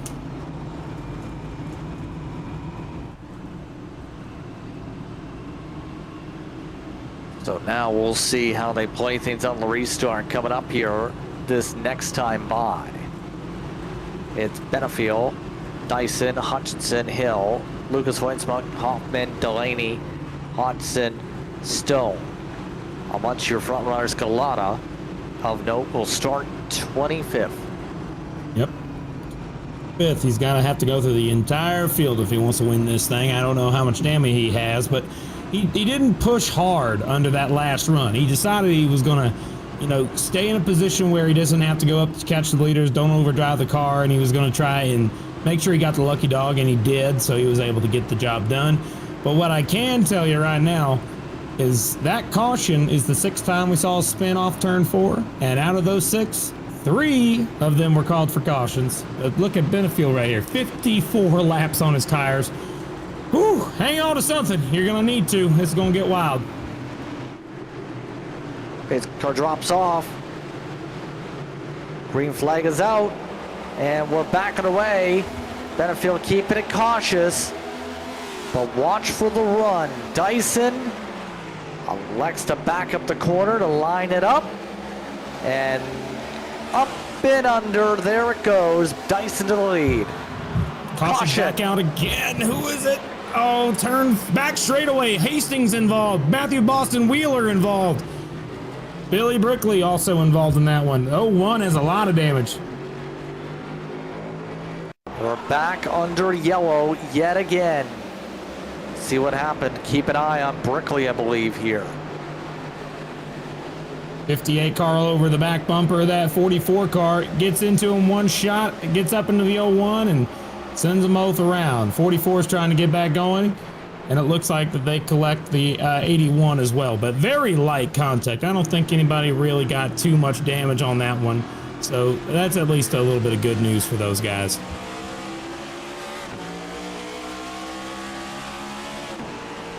Now let's see here. Hastings trying to back up the corner, stay out of it. And then chaos.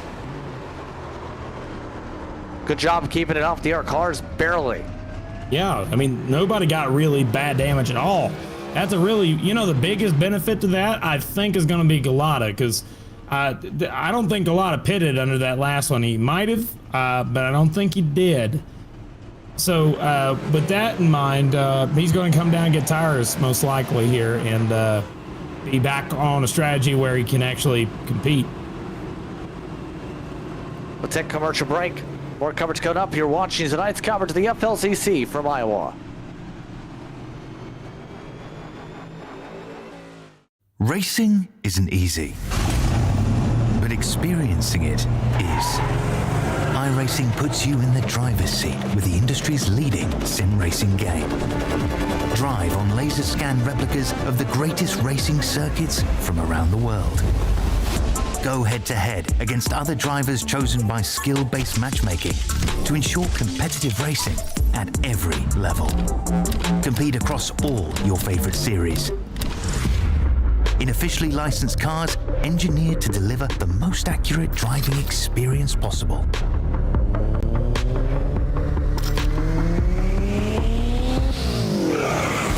Join a race or host your own with players from across the globe.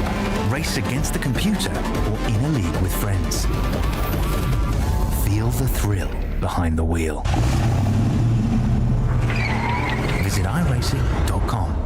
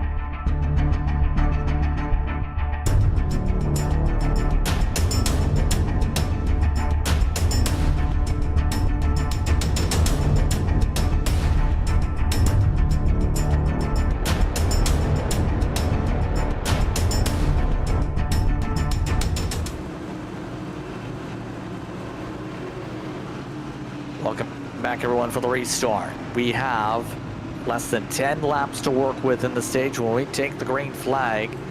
Again, the laps go to 2:10 for this stage. Dyson and Hill on the front row, ready to let their cars roar. Green flag is out, we're backing away. Dyson breaks away. Able to get the pull as Lucas Hoytsma is up to second for the first time today. Yeah, I haven't seen that 97 up towards the front all most of the afternoon. He's been sitting back in the back seven as it looks like Simpson hits the wall off of turn two. He hangs on to the race car, keeps it going underneath him. That 97 definitely is the high. Oh, everybody got loose off of turn four. The 57 spinning. It collects Matthew Long and the 92 of Clayton Hoffman. Right side, left side damage for Hoffman as more cars spin on the front straightaway. That is going to bring out a yellow again, and I do not think that will be the stage. A chaotic sequence there after Clayton Hoffman, and many errors get arrow loose. Cam Stone follows the wing with the 92. Then everybody else who was collected got piled up into a next. See right there, both of them wiggled. Heavy contact for Stone and Matthew Long there. Very little contact for Tucker there. Just very surprising to see that happen. All of them got loose in the same spot. I guess, you know, the phrase monkey see, monkey do. You see a car get loose in front of you, you kind of do the same exact thing because you're following him, and sometimes that happens. So slight contact, I hate to see it, but definitely accidental contact there for sure.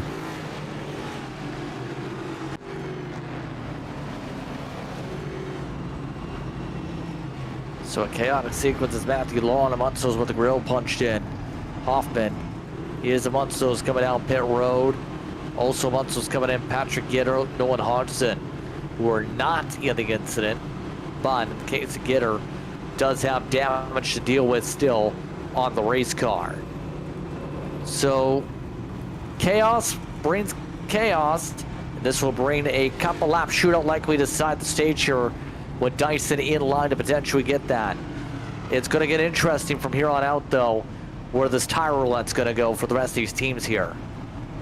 Yeah, it's something I do got to think about when we're looking at Dyson here. Dyson getting in the position where he's at, up in the front. If he's able to hold on and win this race, he's going to separate himself from the entire field with the only driver to have 5 wins, which is 2 more than everybody else, the next nearest person. So, I mean, Dyson is in a great spot to do that, but he's just got to hang on over the course of the run and I think he actually has an extra set. I'm not sure if he does for 100% sure, but he might be down one. We'll have to see towards the end of the race if he's able to, hang on to the positioning, as we've had a lot of cautions and a lot of accidents this week. I am kind of surprised to see that here at Iowa. I was expecting more long runs, but just a lot of incidents here and there that have brought out the yellow. I mean, it is a short track. That is for sure. That's true. That's something that is always interesting to look at. Seems to be more common there. But I mean, again, it's good to see that a lot of them are able to come back from it, though. We saw that with Neil Pearson here. He's already up, like I said, to the top 10. He's on the cusp of the top 5. So, I mean, even if you do get in an accident, you can really come back from there. And mind you, Iowa Speedway originally opened all the way back in 2006. A long time ago these days, near 20 years ago. And mind you, the racing here over the years was always a fan favorite and was always entertaining. It was just a matter of, would there be a cup date here? And that was always the dream of Rusty Wallace, one of the people involved in this project, who had been a part of the creation of the circuit. And of course, that dream came true a couple years ago. I think people love seeing the racing here at Iowa Speedway, and it's built up a big fan following, even with the smaller capacity. Somehow, they say that if you build it, the people will come. But here at Iowa, I mean, it's in the middle of nowhere, and they still are able to pack this place up, even though it's a lower capacity for sure. But the racing here was worth it. But once they did that repave, I think it really changed up the track a bunch to where it's not as not like it used to be. But still, a lot of people still come out to these races for sure. As we're going to go back underway here. Watch the restart. 41 on the bottom, 97 on the top. Here we go. Green flag is out. We're back underway. Just a few laps to decide this stage, 3 in total.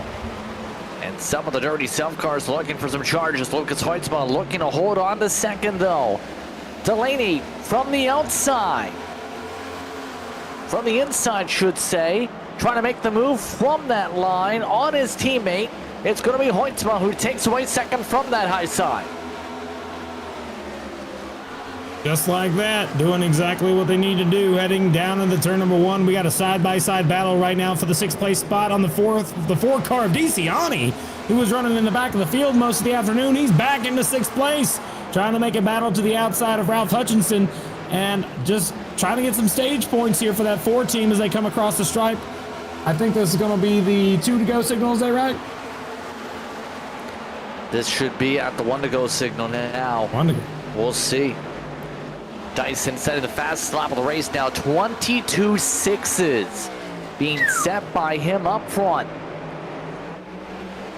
This is to close out the stage here. Dyson with a bit of a wiggle. Hoitzma closing up, but it's Dyson, Hoitzma, Delaney, Hill, Pearson, DeCiani, Hutchinson, Stephen Williams, Simpson, and O'Brien picks up a point as stage 2 goes to the 41. Great run by Williams to get some stage points. Happy for that. But Andrew Dyson, again, no surprise. That car's just, that driver, he knows what he's doing. That 41 car is so quick.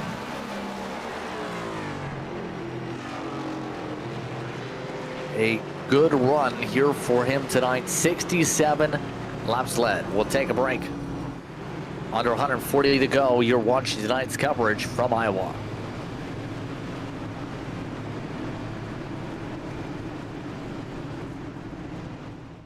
Racing isn't easy, but experiencing it is. iRacing puts you in the driver's seat with the industry's leading sim racing game. Drive on laser scan replicas of the greatest racing circuits from around the world. Go head to head against other drivers chosen by skill-based matchmaking to ensure competitive racing at every level. Compete across all your favorite series. In officially licensed cars, engineered to deliver the most accurate driving experience possible.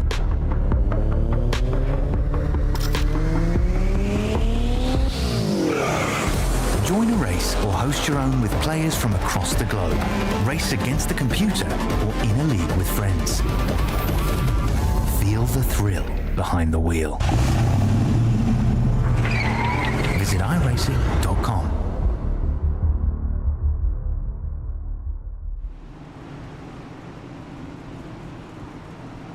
Welcome back to Iowa Speedway, Newton, Iowa, the site of the action. 10 caution flags have hit the facility as we are getting ready to see where things get shuffled up, especially since a good chunk of the field elected to stay out here for various reasons on various strategies. Dyson did pit. He'll restart around 15th spot, but Jonathan Delaney is the one who leads for the first time tonight over Simpson, Truex, Heitman, and Hoffman. Mind you, the 92 took that slide to the inside and already has track position, but will have to do so on slightly older tires here. We'll have to see how this works out here. I think the driver in the best position right now out of this top group is Hoffman. Hoffman and Heitman, both of these guys are just have a slightly fresher tires than the front three. Front three have 20-lap old tires on them. But those two cars, Heitman and Hoffman, I always think those two just seem to be around each other at most of these races. They got a lot of speed together. Heitman's got a win already, but Hoffman here, he really wants to get it, and I think he has a chance to do it if he's able to make it work. He has a few lap fresher tires than Heitman this time around. But take a look behind these guys. We got some new players up here in the top 10. Got Devin Medeiros up here. He's making a showing. We saw him spinning through the grass earlier, but now he's up here running just top, looks like sixth due to staying out on his own strategy. And more cars like that have stayed out, so you're going to start seeing a different looking top 10 than we normally would see. Should be interesting. One to go. I mean, look, Boston Wheeler. I mean, he's even out here. Take a look. The 01 car. He's sitting in a good spot. But who I got my eye on right now, you see it right there to the inside of Boston Wheeler is Galata. He's back after having all that damage, able to get the thing fixed, and he has. I think he's on his like 8th lap since his last pit stop. So I think we're going to start seeing if he's going to be competitive or not on this restart. If he's able to make ground, get through the leaders, then maybe. But he's fast. We'll just see if the damage is too much for him or not, as it looks like we're going to have the pace car dive off here for a restart. Pace car is off. Here we go. Green flag is out. We're back underway. Good restart for Delaney. They're clear by a sizable margin here. Already electing to use the higher grooves as some of those on the fresher tires stay boxed in. Hoffman with a bit of a wiggle though. Some of those like Matthew Long trying to make some pokes. Look who's making some inroads too. Joseph Galata was amongst those who stayed out. He's side by side right now in the top 10. It is so surprising to see that car is able to compete still. He got pretty much slammed really, really hard by the 5 car, but he's got the damage repaired. He's still moving on his way towards the front. But I do got to mention the outside lane on that restart did best I've seen it all day. That 2 car, Simpson, did a good job of trying to keep up with the leader, and it worked out for him. Right now, holding on to 2nd place as Heitman has gotten by Heitman has gotten by for 3rd, and it looks like Medeiros, take a look at that. He's up to, looks like that is going to be the 5th place spot, it looks like. So up to 5th, up 1 spot since the restart. Hoffman lost a spot. Yeah, he's gone backwards a touch bit right now behind Medeiros. Despite all the scrapes right now in that 20 machine. Hoffman is trying to get that high line rolling out. He's got his preferred groove though at least. Galata. Keep an eye on that 99 though in that frame. He's going to be wanting to make up spots like a vengeance here. We've seen how rapid he's been in some sequences. Now alongside Truex to try and gain the spot. But here's the tough thing. We know he's got speed, but you just have these situations where you just get boxed in with these checkups like right now, which holds you back. I think he's being more patient than what we saw the first time he went through the field. He also had a lot less damage when that happened. Is there 3 wide behind? Lucas Hoytsma is involved in that one right now. They got 3 wide, Matthew Boston Wheeler and Paul Hill. These guys going 3 wide into the corner. Look out. Hang on to the race car, boys.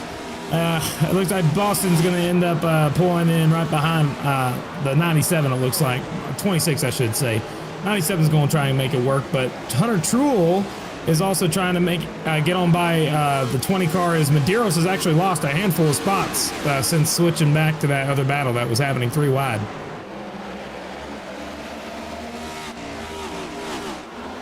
Right now, some Galata's scrapes up to to the wall. 5th. Yeah, he's been doing good on this strategy right now. He's basically on the same tire set as Hoffman, offset by 1 lap, in fact. He's sticking to his bottom of the racetrack strategy that worked so well earlier on. Right now, it seems to equal more so on the pace rather than rapid quick. If there's an air caution soon, we might see him roll the dice again and try and see if he can fly through the field. I'd be surprised to see what that would look like, but right now, these 4 cars are all under a blanket. They're all really close together. That Delaney character is already out to about maybe, 8 car length lead over to 2 car right now. Simpson, I am really surprised with the 2 car Simpson. He's hanging on to his race car, hanging on to position really well in 2nd place. Got to give him some credit for that. He's showing that 2 car has some speed on older tires, which is really good to watch. And 76 of Heitman's just having a hard time getting by him. As the battle now for the 4th place spot. Take a look. 99 dives it in deep. He's going for 3rd. Side by side, able to get alongside Heitman. Had some good speed on entry to Apex to be able to do that in the first place. And now just needs to find a way to clear. Heitman went a little bit too deep through that corner. Galata in position to clear by the next corner if he plays his cards right, especially since Simpson is there. Simpson slammed the door. Door kept open. Man, that 99, I mean, he can go through a lot and still be able to compete well, but Simpson's doing a great job trying to hang on to it. The 76 almost gets into the back bumper there to 2, trying to get on by 2. They're even down the back straightaway, heading into turn number 3. Looks like that 99 on the bottom. He's going to wrap the corner, and he's going to be able to take the spot, I think, on the exit here if he's got room. Yep, just barely. He pulls right in front, takes 2nd. Now he's got Delaney in his sights. Laying the next one up, absolutely, to close up to, and that's for the race lead. 5 car lengths the difference last time by. A 10th of a second quicker was Galata. You know who's also quick? Adam Benefiel, who went to the back because he pit on the caution after he stayed out on 50-plus lap old tires. He's right now doing a solid job on his recovery already, back to 7th on raw speed. Oh, Simpson in the wall again, man. A little bit of... Oh, we have some comments on the radio, it looks like, for a little further back in the field. Sean O'Brien Jr. and Matthew Boston Wheeler. Like there's some interesting voice chatter going on right now in the back of this field. Not entirely sure what was wrong there, but someone ain't happy, that's for sure. The 65 car being the driver who voiced their displeasure over the radio. But up in front of this, there's just there's a great battle going on between the 8 car and the 28. But just a few rows up ahead, there's kind of like this little gaggle of cars all in the same area, and they all have fresh tires. The 41, the Dyson, he's the first guy off the pit road with fresh tires. He hasn't made much ground up at all. I mean, he is still trying to get back up there, but he's trying to make a move on Medeiros, who has been falling off ever since the restart. But that 41 just can't seem to make any ground on the leaders here. We've seen this a couple times. We've seen this the last time Dyson had a tire separation, but it's only a tiny one for him right now. Only a tiny one. It's not working out so far in his situation. Believe there was a technical issue for one of the drivers. Can confirm 62 Neil Pearson has had technical issues. And unfortunately for him, he was running decent in the 12th spot. No longer he is running on the racetrack. Up towards the front, Simpson is maintaining. This is a surprise. We haven't seen him up front really all season. Yeah, Simpson, I mean, he's got a lot of aggression behind that car. We've seen that at least. But right now, he's got a good car underneath him. He's hanging on to position, and he just cannot let anybody pass him by. But in front of him, that gap between Galata and Delaney is closing so dang fast. But then you got to keep in mind that he has 12-lap fresher tires. But Galata's on the back bumper of Delaney now. He's going to get there. And when he does, we'll keep an eye on it as Heitman makes a move to the outside of the two cars. Simpson for third. They're going to be side by side as well as the fifth place spot is for battle. You see 83 Benefiel making a move on the bottom of Hoffman. He gets the job done, but they're still side by side for third. Yeah, once again, an air battle. Hyman's got the raw speed. Simpson pushed up too tight. 76 is able to slip up into third spot with the move. Less than 115 laps to work with. You know, he's also in the top 5 behind him, Adam Benefiel. And Benefiel is even quicker than what Galata's charge is right now. He is closing rapidly for the long run. For sure. I mean, I think Benefiel, he won yesterday in the Xfinity car.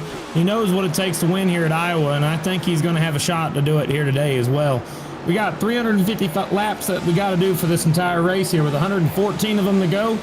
We're going to see probably, I'd say, another, like, one more pit stop, maybe 2. But that's going to be what we're going to keep an eye on is will they be able to keep the car out there just for one more stop or 2? Because some guys, they might have to stretch a little bit, but we'll see.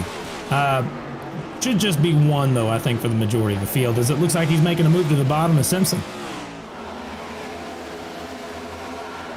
Wanting to go pretty quickly here. Benefiel takes the poke. Able to get the run alongside. And now just has to be able to clear on by, no issue. Can he clear on by pretty quickly? We've seen how quick Benefiel has been able to make up some ground here this run.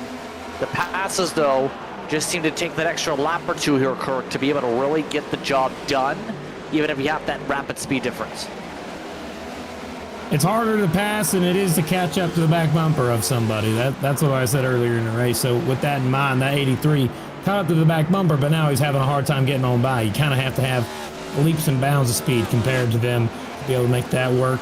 But I will mention that the gap between first and second has really stayed actually the same within like a tenth. He gets up close to the back bumper, and then they get off the back bumper a little bit, and they cross the stripe, and it's 3.5 tenths. So with that in mind, I don't think that we're going to see that battle. Oh, the 83 is blinking a little bit. That's the first time we've seen that tonight as he clears the 2-car Jacob Simpson. Some of the others, meanwhile, Hoytsma, Stone. Right now, Hoytsma trying to build up the run for the high side, able to just about clear on by. Stone's been doing a very solid job all race long. He's running around 10th, 15th spot most of the night. Yeah, he was in the top 10 to start things off, but he's dropped back since then. He started 11th, and he's trying to hang on to a battle right now with Hoytsma. Both cars, I remember he's holding a little bit of damage as well. He got involved in that accident on a restart. So that 57 car got a little loose and made some contact with another driver. So trying to get back going. It's kind of hard to do when you got a little bit of damage in the wrong way. Yeah, no, he's showing that he's got some speed here. He's just got to be able to hang on to it and hope for something good to happen as we're looking now at Galata here in second place.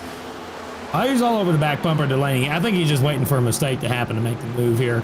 But Galata is not out of this race by any stretch of the imagination.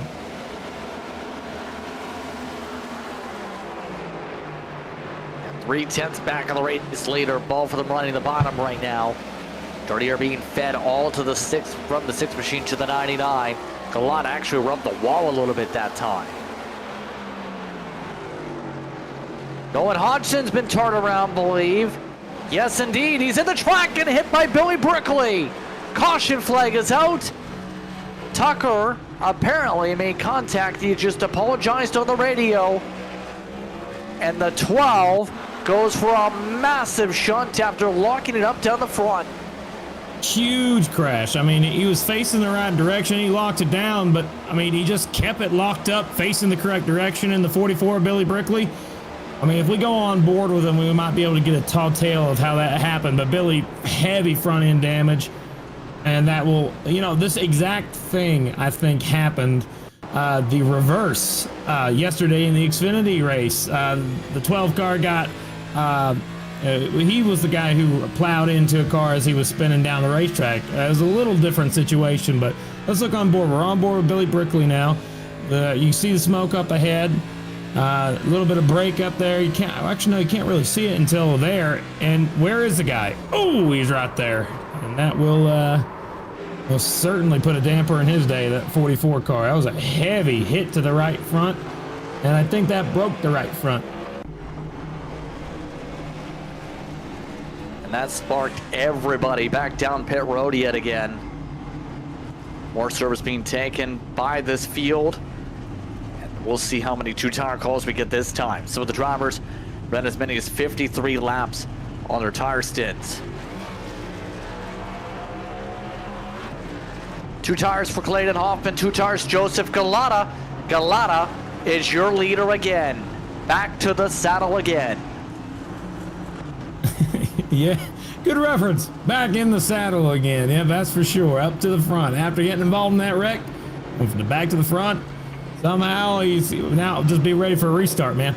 Just no repeats of what we saw earlier. Okay, 99. Let's see how it goes. Now, but he's got 2 tires on it. It's got to last 104 laps. These tires, they said, can only go about 80 laps. So I don't think this is the last pit stop of the night. But in terms of fuel, they can make it about 110 is what we hear. So they are good on fuel to the end. But I don't believe that anybody is willing to stretch it on tire. We'll have to see. Yeah, this is going to be interesting how the rest of the strategy now goes for a lot of these competitors. But it's going to be very difficult now knowing you've got a rocket on the short run like the 99 up front here that led more than 100 laps earlier on in this race. Jacob Simpson, the strategies worked out perfectly for him for at least a decent starting spot for this stage, by the way. He'll start off in the 7th position for this upcoming run. So, your thoughts on the race so far, Kirk, as we're coming up to the home stretch? A lot of cars getting loose off turn 4, having contact off turn 4, spinning off that corner.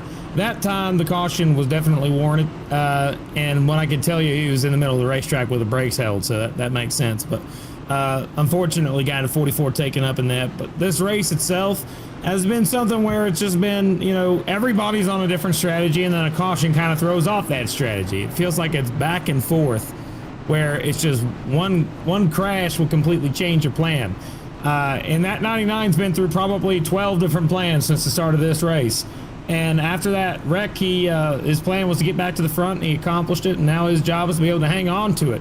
He's got the 92 who is hungry for a win. He really wants one.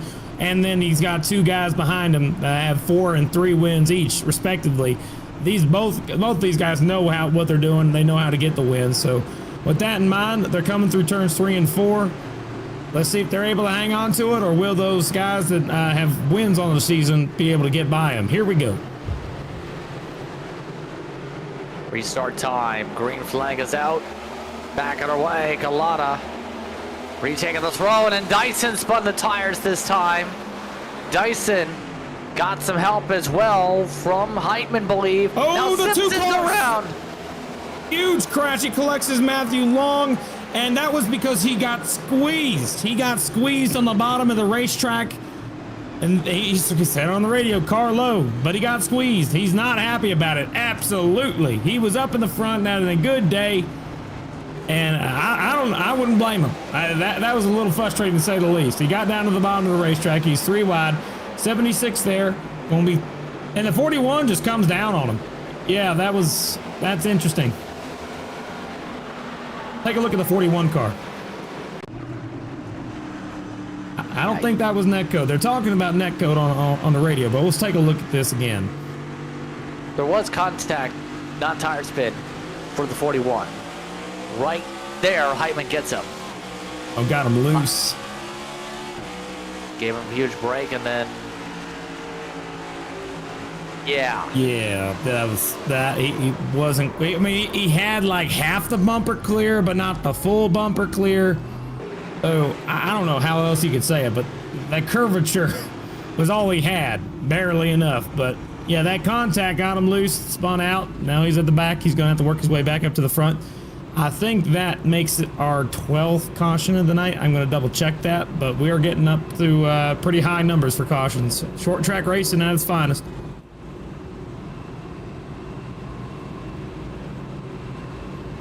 Again, under the caution flag here for this one. It's another incident. Cautions keep on stacking. We had plenty of them. Nolan Hodgson just had technical issues, by the way.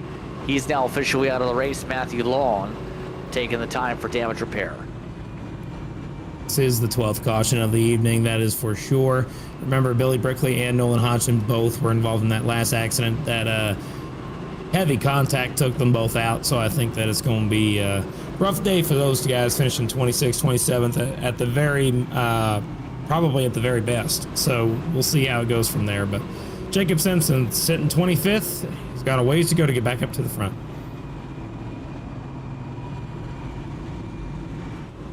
Yes, indeed he does. So, overall, who stood out to you that we haven't talked about enough of tonight, you think? DeCiani. I mean, he was running in the back of the field for most of the beginning of this race, but now he's just back in the top 10. I mean, DeCiani, he's always a driver you can count on to be consistent.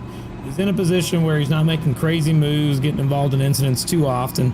DeCiani hasn't won yet, and he has the most points out of anyone that hasn't won a race yet. So he's in a position where I think he's, going to have a great day again, and he's pretty much locked in on points too. So he's going to be a driver that can most certainly make it to the next round. And if anything, he's just got to hang on to the race car and get a good top 10 finish out of today. But I'm very surprised to see him come back from being in the back at the beginning up to the top 10.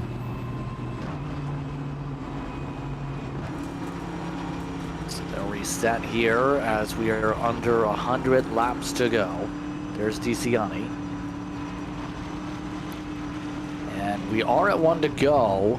Some of the drivers haven't sorted out the stagger yet.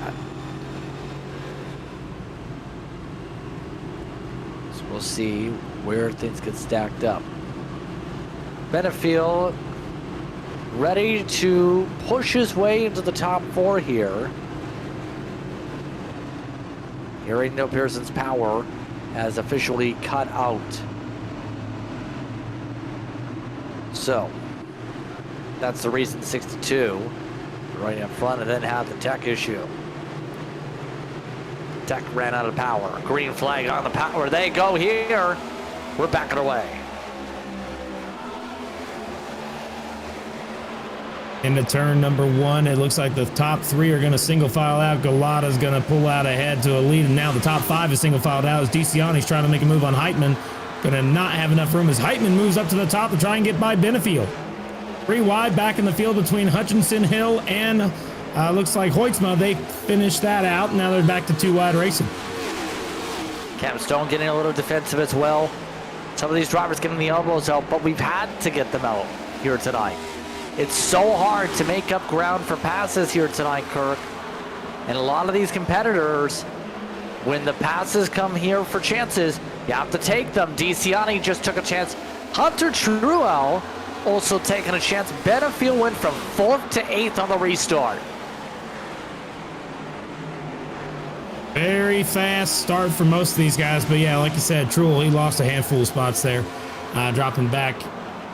So it looks like a little update here. Neil Pearson, who was running really well tonight, ended up having a power outage, so that is why he is not in the field tonight. It's the equivalent of a tire blown, essentially, so he can't quite get that damage repaired. He's going to be out for the remainder of the evening, as it looks like Patrick Gitter trying to make the outside work on DeCiani's there. 3 wide back here. Take a look at this. There's Owens, Kulmacheski, and the 36 of Tucker. Kulmacheski's trying the very top line. Still 3 wide. Now they doubled it up. There we go. We got that fixed. Or maybe not. He's trying to get on by Tucker here. Tucker's been decent all throughout the night. Let's try to find a way to slip on by quickly. We'll get the spot, and next is O'Brien Jr. And speed is definitely there in the 36 car. Gonna slip his way on through. Coming up to 90 laps to go. The field sees the top two start to stagger away. And guess who's keeping up with the lead? If we can go up to the lead, you know who's keeping up? Hoffman. He's keeping up within 4/10, and it's keeping things close between the top two. At that time, he actually ran a faster lap time than Galata by a very slim margin, but he definitely has the speed to compete there. So, I mean, he's there. I think that 92, this is going to be a fun battle to watch for the rest of this race. I mean, I don't know how this is going to work in the long run, but he's running a slightly higher line, and we've seen that be harder on the tire than running the lower line. So, we'll see if that continues or not. Battle right now, though, take a look at this. Patrick Gitter and the 6 car Delaney. Delaney's just fallen back since the restart. That 6 car just can't seem to hang on to it. And Patrick Gitter's making a pass for him on the outside. Still side by side. It looks like he'll slot in there. That is for the now dropping back to 6th place. So out of the top 5 goes Delaney. A lot of comers and goers when it comes to momentum and the runs here with how this race has gone, absolutely. Still, though, got a lot of laps to log. You've got fuel, not going to be the concern, as we've said, for most of the field. It's just a matter of getting these laps to where you're most comfortable in these cars to survive to that point. And there's now mini packs forming up, not just the top 2 have now broken up. It's 3rd through 8th and now broken away. Hutchinson, you see, has dropped more than a second behind Paul Hill. It's now getting to where you have a natural feel of the short track race yet again, where these packs here, Kurt, are going to break up, become smaller and smaller, Kirk. Absolutely. One thing that I like watching about it is that just, like you said, the comers and goers. So you're going to see another battle here happen right now. It looks like Tucker's making a move to the outside of Truel here on the outside. He's carrying a lot of speed. I think Tucker actually one of the faster cars on the racetrack right now. Just on looks, I have to look at the numbers here. He ran a 23.6. Galata's up front running 23.5, so just a 10th off the leader, but he's definitely making up ground. He's made it into the top 10 with that pass on Truel.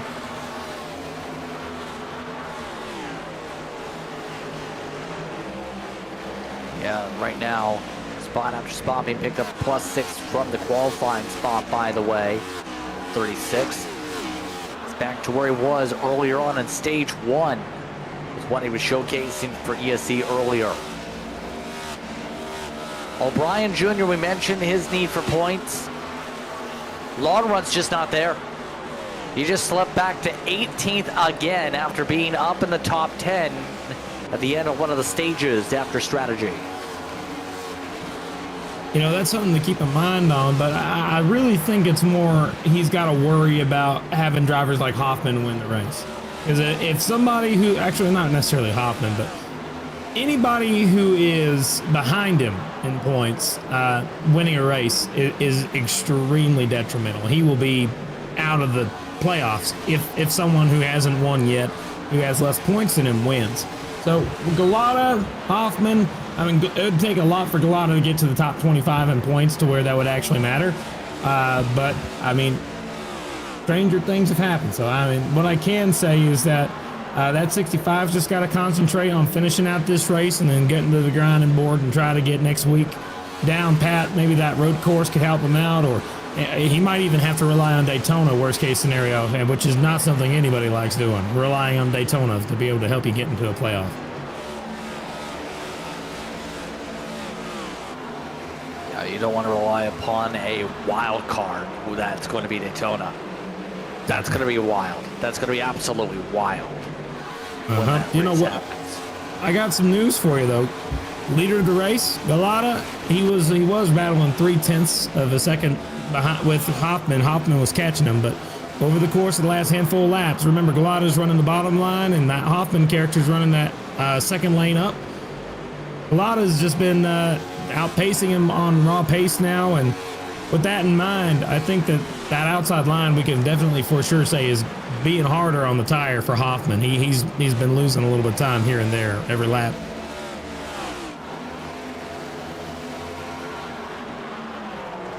Looks like Paul Hill and Delaney's just been falling back ever since the restart. He's now back to 7th, 6th, maybe even like 7th, 8th, maybe even 9th. Well, just out to Paul Gallimore. Kapow! Thing blew up. He's been in pit road for a while, and well, the motor just grenaded on him, so no chance he comes back now. If he was just watching the race having ice cream cones, well, the ice cream cones now melted out, and he's no longer got a very cheerful time. That's what can happen sometimes when the motor's left on when you're getting repairs. But hey, DeCiani is indeed in front of Delaney. Hutchinson and Tucker still your top 10 closing. That is wild. Yep, so that's a lesson learned right there. You know, something that I'm thinking about in terms of this race, since we're talking about it. Let's see if we can't find these guys again. It seems to just be single file for the most part. Yeah, like you said, they spread out over the course of this long run. But now we got to start thinking, okay, if you see a bunching happen, then the front car is the one that typically is causing it. Just a little slower, and everybody else gets kind of piled in behind it. So with that in mind, that 76 looks to be faster than the 41. So I think Heitman might be trying to make a move on Dyson there eventually in the next few laps. But right behind that, Patrick Gitter, also in the 21 car, is another car that I think will be, being right here. Paul Hill, he's just making a move on him right now. He was the guy who was leading that line for a while. Paul Hill has a little bit of speed, and he's going to try and get on by Gitter there. So if you ever see a big group like that all scrunchy together, you're going to have the leader of that little pack, unless he starts scooting away. That typically means that car is a little slower than the cars behind him, and it's going to be a battle there. So just keep an eye out for that, as it looks like Heitman's still trying to catch up to the back bumper of the 41 as well. But throughout the field, you're going to see that as we continue on. Another driver has been moving his way forward as we're looking at the battle now between Heitman and Dyson. This is for the third place spot. And now trying to get the rotation down is Heitman. Heitman for Fortis has been up and down this running order amongst the top 10 in most part all night long. He's got the pass done this time for the top 3. He says thank you very much on the radio for letting him on go. It's been a decent car. The Fortis cars have been decent at times. There's so many swings though. It seems no one's really had a plateauly stable. This car is this spot for the most of the night here. They've had potential to run a spot, Kirk, but a lot of them have been back and forth on where the momentum has been. Yeah, looking through the field, I actually do not. The only people that are where they started are Andrew Dyson and Paul Hill. But even then, both those guys had to go to the back of the field to work their way back up through the field because they were on different strategies. I mean, that's something to keep in mind. I mean, these guys are still on different strategies. If you pull up the stints real quick, can you pull up the stints? That's my favorite thing to do. I always like to ask for that. Take a look, 34 across the board. Everybody's on 34. You guys here, with that in mind, that means that we're going to see pit stops happen here probably in the next, say, 45 laps, I think it is. So 45 laps, everybody's going to come down within that range before tires start getting really bad. But, I mean, will we see a caution before that? I mean, statistics say yes, but right here's a battle that might cause it. They got to look. Here comes the 71 down to the bottom of the racetrack on Tucker, trying to make that work. Tucker's gone. He's back. Again, still trying to battle it out for 10th, able to hold on to it. Benfield's dropped all the way down to 12th, mind you. Sure, starting off this run in fourth, that's how big the swing has gone. Someone that's been a rocket on the long run. after 40 plus laps when it comes to the tire wear. Truel, one of his better races all season, you have to give him credit for. He's had the ability to battle for the top 10 tonight. It's just been a matter of keeping it in the top 10. And he's so fast sometimes, I gotta tell you that 71 and the 36. You know, he's trying to make the move, make it work, but every time they're just battling so hard. He finally got the job done. Now he's got his sights set on that 8 car of Hutchinson. Remember, when you have this gaggle of cars that are all scrunched up, that normally means that lead car is the one who's scrunching them up. That 71 car is going to try and make a move on Hutchinson now, down to the bottom of the racetrack.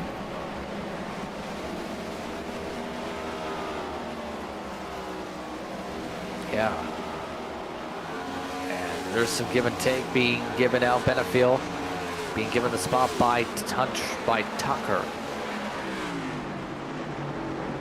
So, the lead's 1.3 seconds again.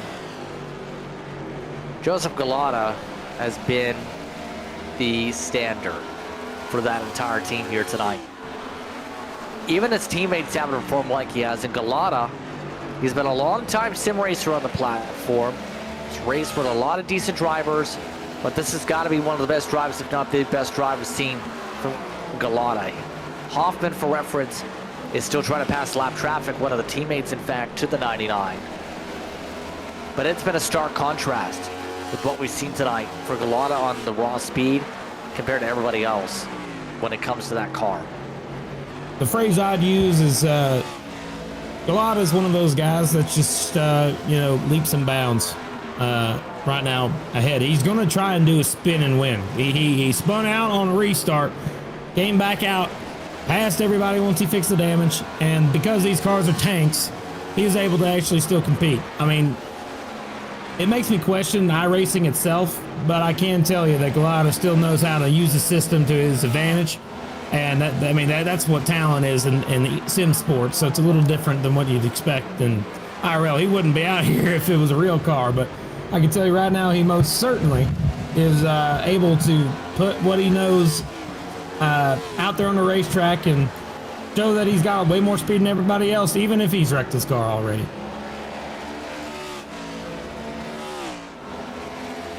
Yes, indeed. So we still have these drivers taking the time here to be able to figure out what they can do here to perform and battle out to end off this race. 60 laps to go. Still a long ways in the race to go when you add up the minutes here, at least in our 30 minutes of driving when you think about it that way. So, some of the battles still going on. The 71, yet again, wants the top 10. This time he's got a battle with Ralph Hutchinson for it. Benefield's already slipped on by him. 71, last time by, ran in the 24.5s, most of the field in this part of the pack, 24.5s, 24.4s in terms of what they're doing here. And the fall off has been consistently near 2 seconds tonight.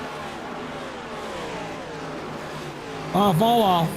It's a lot of fun to watch, that's for sure, because we got these 3 cars, Cameron, Stone, Truel, and then the 8 car of Ralph Hutchinson. They can't seem to get away from each other right now.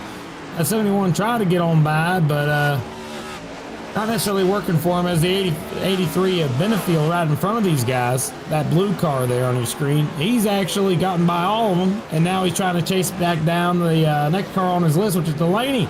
I mean, he's been dropping back quite a lot, so much so that 83 is catching right up to the back bumper and might get on by. Side by side still between Truel and the 57 of Stone. Yeah, now another driver wanting to pounce for 10th, couldn't do it. Benefield, by the way, running 24.3s. That's quicker than everybody on the racetrack. So he's doing it again. By about 40, 50 laps into the tires, the Conti car just seems to have so much speed to be able to make that car roll. Some news I just found out. Second place of Hoffman, he ran a 10th faster than the leader this last time by. This time by, leader ran 24.3. And still, Hoffman's faster than Galata right now. Galata lost about less than half a tenth that time. So very minimal gains for the 92, but they are gaining.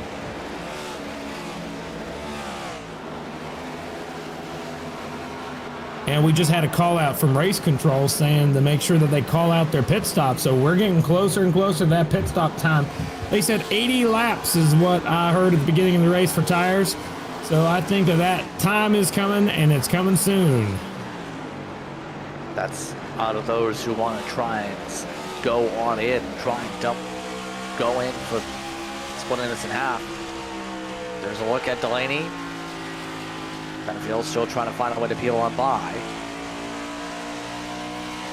Benefield with the run.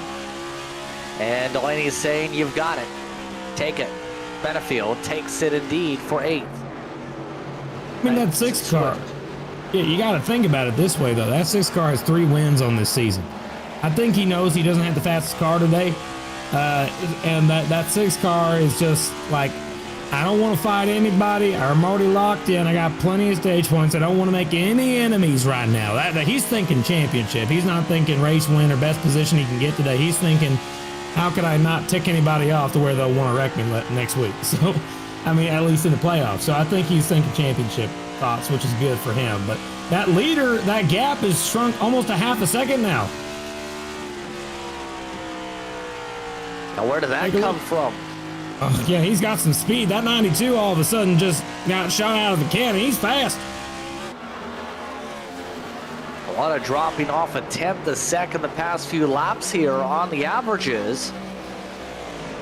So now Galata gonna have to go into fence mode for really the first time when he's had the lead all race long. Derek Heitman just opened up the tire stint pit road. The 76 is in. Galata just called. He wants to pit too.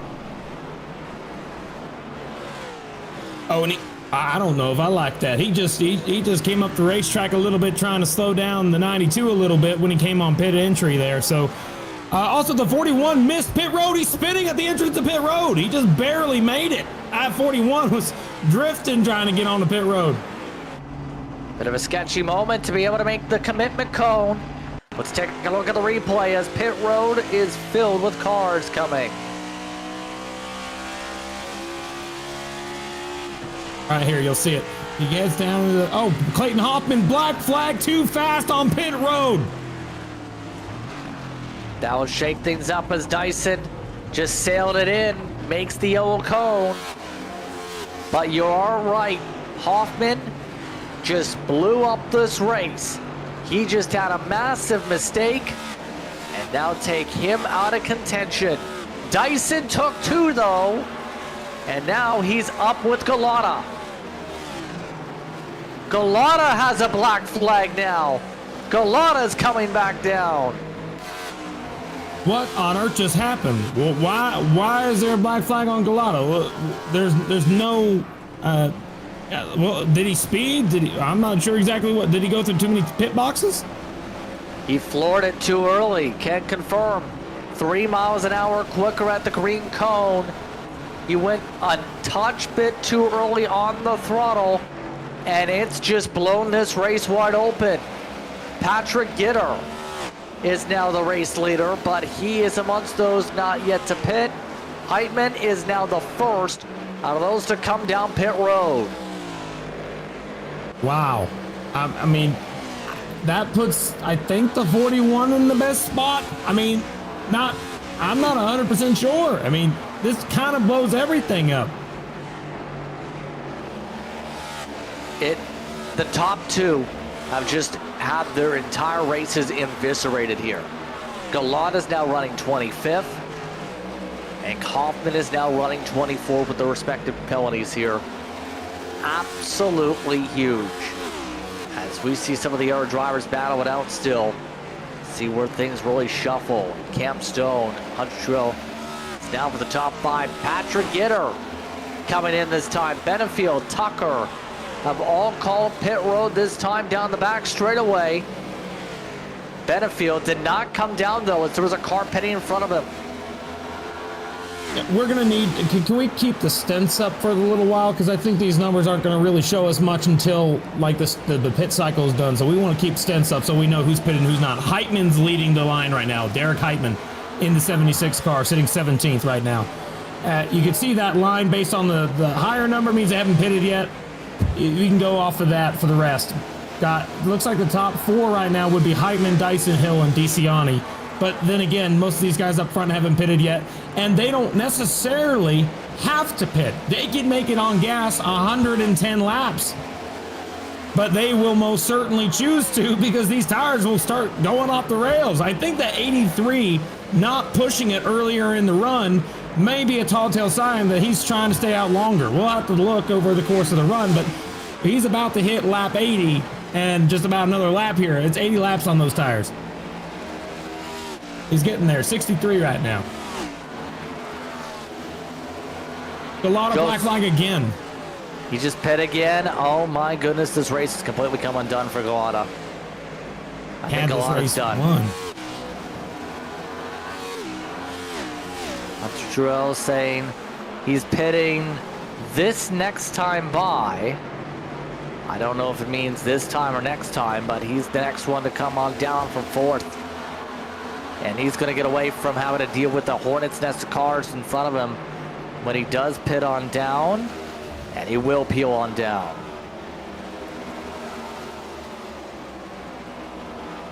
So everybody prioritizing the tires at this point. You do follow a risk of losing the 2-lap advantage out of those who don't pit here, Kurt. So there is an opportunity here for those to stay out to risk it, but it's not a guarantee that you'll get it, especially since Heitman has already unlapped himself, is still just 19 seconds back of the leader. It wouldn't work to stay out with the rapid pace difference. Yeah, I don't see that working either yet. Right now, Benefield, Delaney, Stone, Hutchinson, all these guys are going to be hoping for a caution. They're going to need one to be able to get back into this race. But Heitman, he does not want that at all. He wants this thing to go green to the end. He'll pass them all before they even need to come down pit road. So, I mean, it's going to be an interesting race, but Benefield has the possibility to sweep the weekend if he's able to hang on to this lead.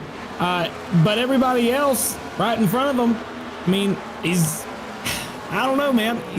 Right now, Heitman's sitting 18 seconds behind the leader. He crossed the stripe that time by, ran a 23.6. Adam was running 24.3, so a little under half a second. So I think Benefield has a reason to stay out a little longer. There might be a better chance for him to actually make it to the end here if he took care of his tires, which it looks like he did. Same thing with Delaney. I think Delaney had the same plan the entire time, as well as Cameron Stone and Ralph Hutchinson.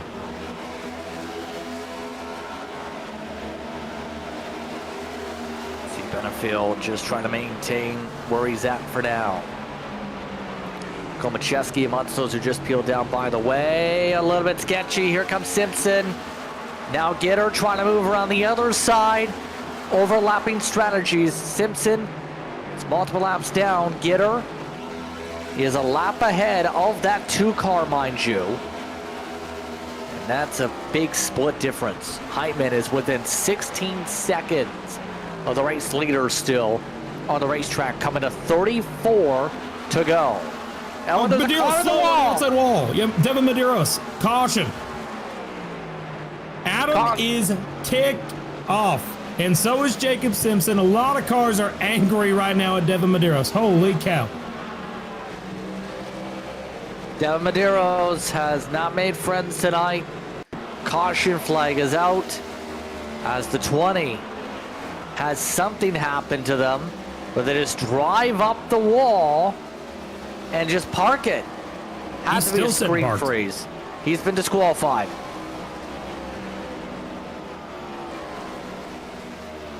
That had to be a screen freeze or something. Yeah, that was going to be a wild finish right there, but now race is different now. I don't know. All those guys that stayed out, they did not want to see that caution. And the biggest winner here, I think, Derek Heitman. Derek Heitman is going to be a huge winner here. And I think if we take a look at it, actually, let's take a look at that. Actually, no, they're all coming down pit road. Everybody's coming down. The 76, the 41, all of them are. So that actually might work out to top five's benefit here. Yeah, now we'll see how many two-tire calls we get again. Will we get any? We do have Lucas Hoytsma on one. 4 tires for many of the others, but a lot of people still yet to enter the pit stalls. Hoytsma does win the race off pit road, and it's his first time leading. Everybody else essentially took 4 except for Andrew Dyson and Derek Heitman. And those drivers are about 6 on back. Benefield lost a spot out of those net of the 4 tire stops. And Madero's just dropped out due to technical issues. Rich Kleiman, EOL penalty. Too many stalls on entry. But the 97 is about to have a huge test here, Kirk. First time up front all evening. You know, this is going to be a restart here that's going to be pretty chaotic, I think. I think that we may not have seen the last caution yet. And with that in mind, drivers like Hoffman here, who we thought their race was done today, the 92 car, ended up, he's a lap down. He's going to get the wave around this time. He'll be back on the lead lap with a handful of laps on the tires. But I mean, if we see another caution, I mean, I don't want to count that guy out quite yet. I think that there's a lot of cars out here that are you know, still in a position where it could benefit them. But I actually believe that Hoffman's going to be still 1 lap down whenever to take the wave around, so he's going to need another caution to help him out. But Stephen Williams, Hunter Truel, they're going to get back on the lead lap. Tucker, Owens, Simpson, they're going to be back on the lead lap after all this.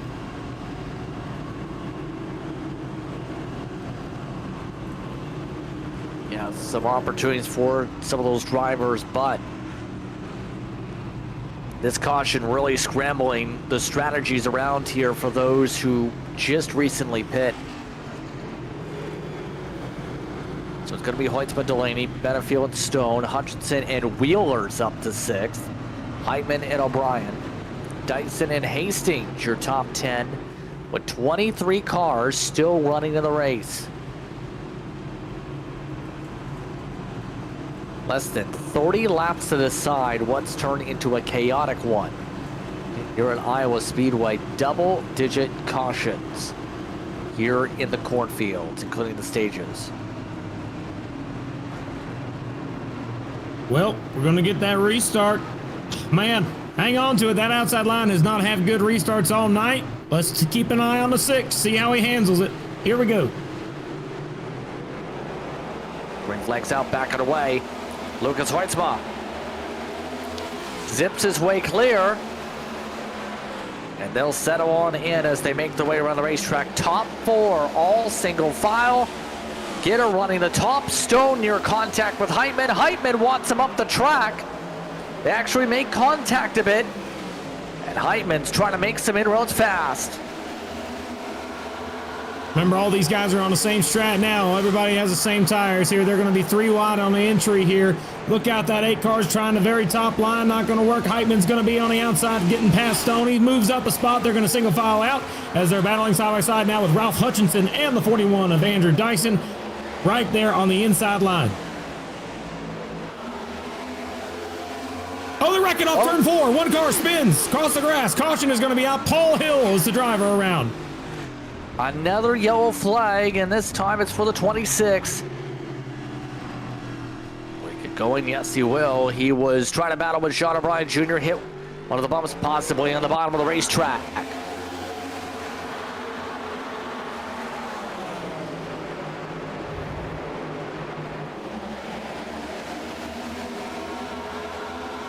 I just snapped around on him. 2 weeks in a row for winning, but I don't know if that's going to continue after that one. So that good luck streak might be coming to an end after that. That's after winning the in-season tournament.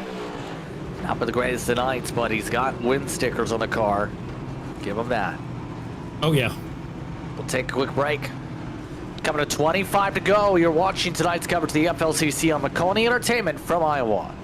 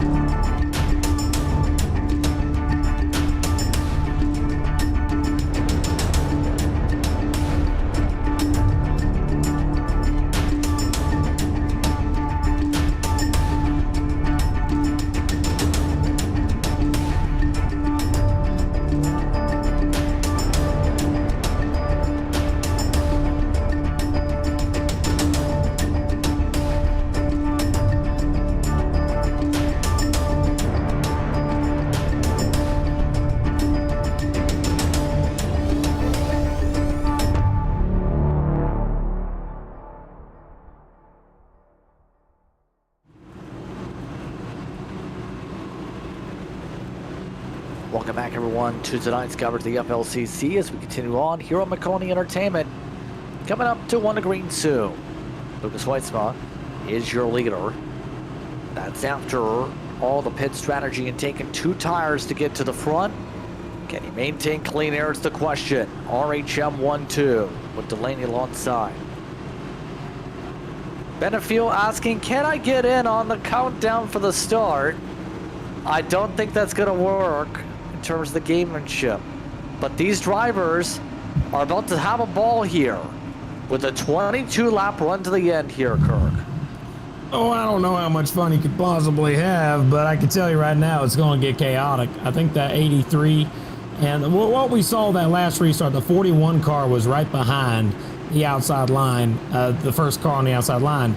And when they restarted, they did not get a great start at all. They dropped back like a rock. So you got to remember, when these guys get back going underway, you got to be able to time it just right. And if you don't, you look like a big loser when you fall back like that. So let's see if that continues, or watch the front row and the second row. You'll see the gaps. Here we go. Green flag is out back underway. Weitzman able to clear on by as the top 3 try and single follow, but Benefield keeps it alongside Heitman.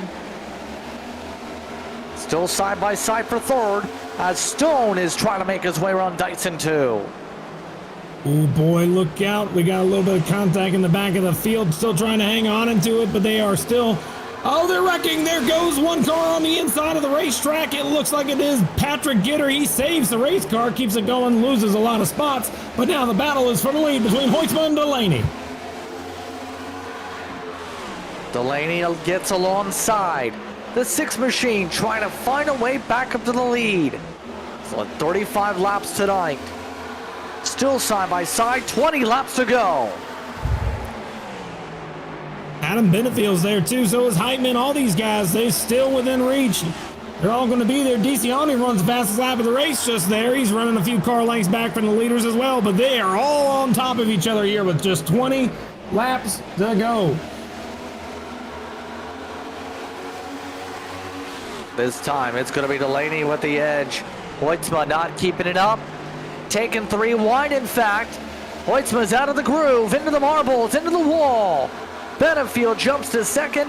Now Heitman looking to do the same. That was wild. What a move. Right now you got that 83 though. I think the one you want to watch right now is that 83 car. He's got a lot of speed in that blue car right now, all over the back bumper of that 6. And we know that 6 hasn't been the best on the short run, and he's dropped back over the course of the long run. So I think that 83 is going to make a move to the bottom. He tries to get squeezed. There goes the 6, squeezing him down lower. They're going to be even off turn number 4. Here we go, side by side with 17 laps to go. Adam Benefield on the bottom and Jonathan Delaney on the top. Will Benefield get his way up in front? You put his sights on him earlier on tonight. Now the Conti car trying to get the boost at the right time for some short run speed. Delaney slides up, clears on by. Benefield nearly got into his fender trying to get behind him. This ain't over, guys. Here he goes. He's going right back down to that bottom corner. He's doing everything he can to try and get on by. He almost hit him on the door going down the backstretch. Here he goes into turn 3, still even. Both cars pushing as hard as they can on the bottom of the racetrack. And 3rd and 4th, all of them are just single file watching these two getting it on. Benefield getting some edges here for some lead laps. Delaney not giving him a lot of space to clear. Benefield tries to side draft through the corners. Delaney running below the first seam as well, trying to pinch down Benefield's runs. Benefield looking to reset again. 14 laps to go at Iowa. The contenders have changed all throughout the night. Delaney slides his way up the track way too high. It's Benefield with the edge now for the lead.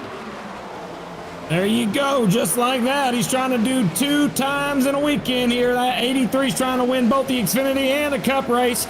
A little bit of contact with the wall. There goes Dyson. He saves the race car as these guys get single filed out. Now Cameron Stone making a move to the top side of Dyson. And it looks like that Benefield's going to be able to scoot out to a little bit of a lead over 2nd place right now as Heitman can't seem to get to the back bumper of these two.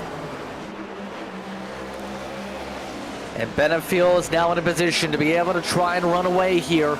Just 12 more times around. He's been trying to have a ball night. He's been amongst the drivers, able to get different strategies. The caution worked perfectly to get him all the track position back after a PC crash for Devin Medeiros. And now he looks to finish out strong. Dyson under attack. This is DeCiani. This is for the top 5.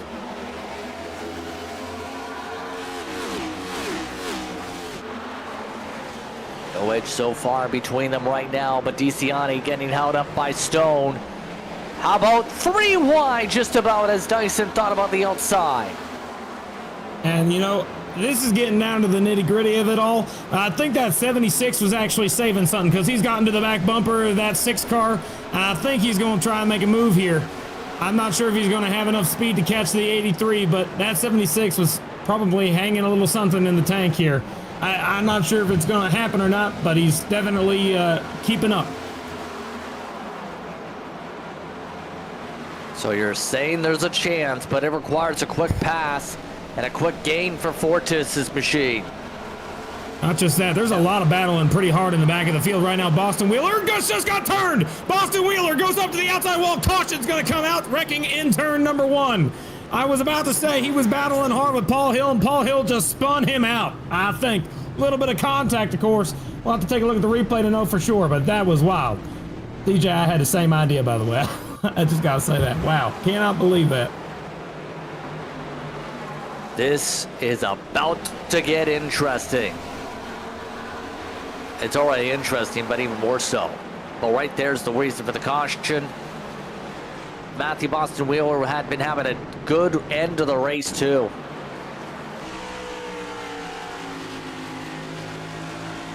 Not just that, you see the 81 here as well. I think he's behind this whole thing. You'll see it happen in front of him.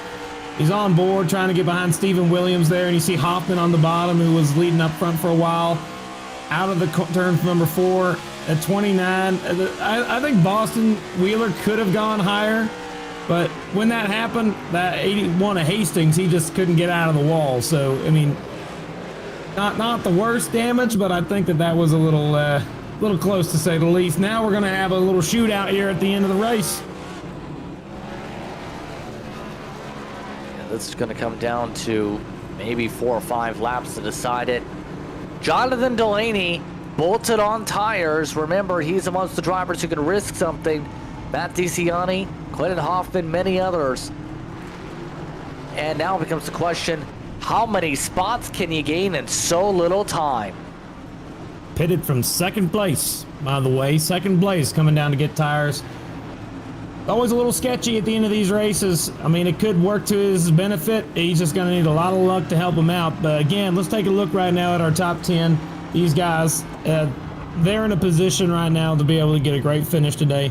I am surprised by Stephen Williams. He's sitting right now in 9th right now. That is an awesome position to be in. That might change. Actually, it looks like 1, 2, 3, 4, 5, maybe 6th actually, after all the pit stops cycle through. So that 98 is in a good spot. Paul Hill, even though the caution came out off his front bumper, he's in a good spot. After we saw him spinning on the front stretch, he's back into the top 10, sitting in 8th. Brandon Hastings, first time we've seen him in the top 10 right there. That's the 9 car. He was in a wall earlier. William Owens, top 10. Holy cow. These guys, we haven't seen them all day. But looking at the top 10 themselves, we have a total of 1, 2, 3, 4, 5, 6 total drivers in the top 10 that did not start in the top 10. So a lot of guys coming from the back to the front. So now it becomes the huge question. Can you make up all those spots in 4 laps to get up to this 83 car? Derek Hyman, Capstone, Dyson, Drill going to be the top 5 here.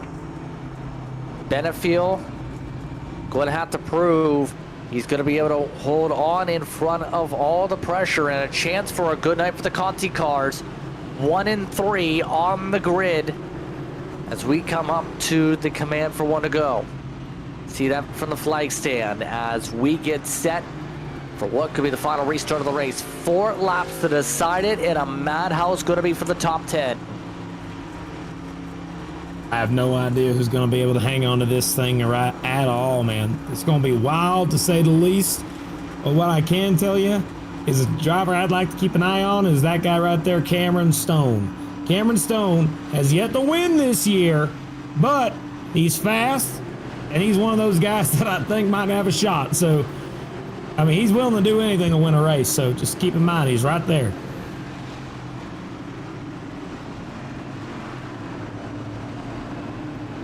Find out how this is about to go. 4 laps to decide it here on the FLCC. Restart zone, green flag is out. Hyman spun the tires. Hyman couldn't get a good launch down. Dyson all over his back bumper. Meanwhile, Delaney forcing it 3 wide, 4 wide in the pack. And Paul Hill gets spun up. Caution flag is out. And that didn't work out at all. Yeah, I cannot tell you how much that is going to at least light a fire underneath Heitman's tail. You saw how bad of a restart he got. He's probably going to try his best to do it again.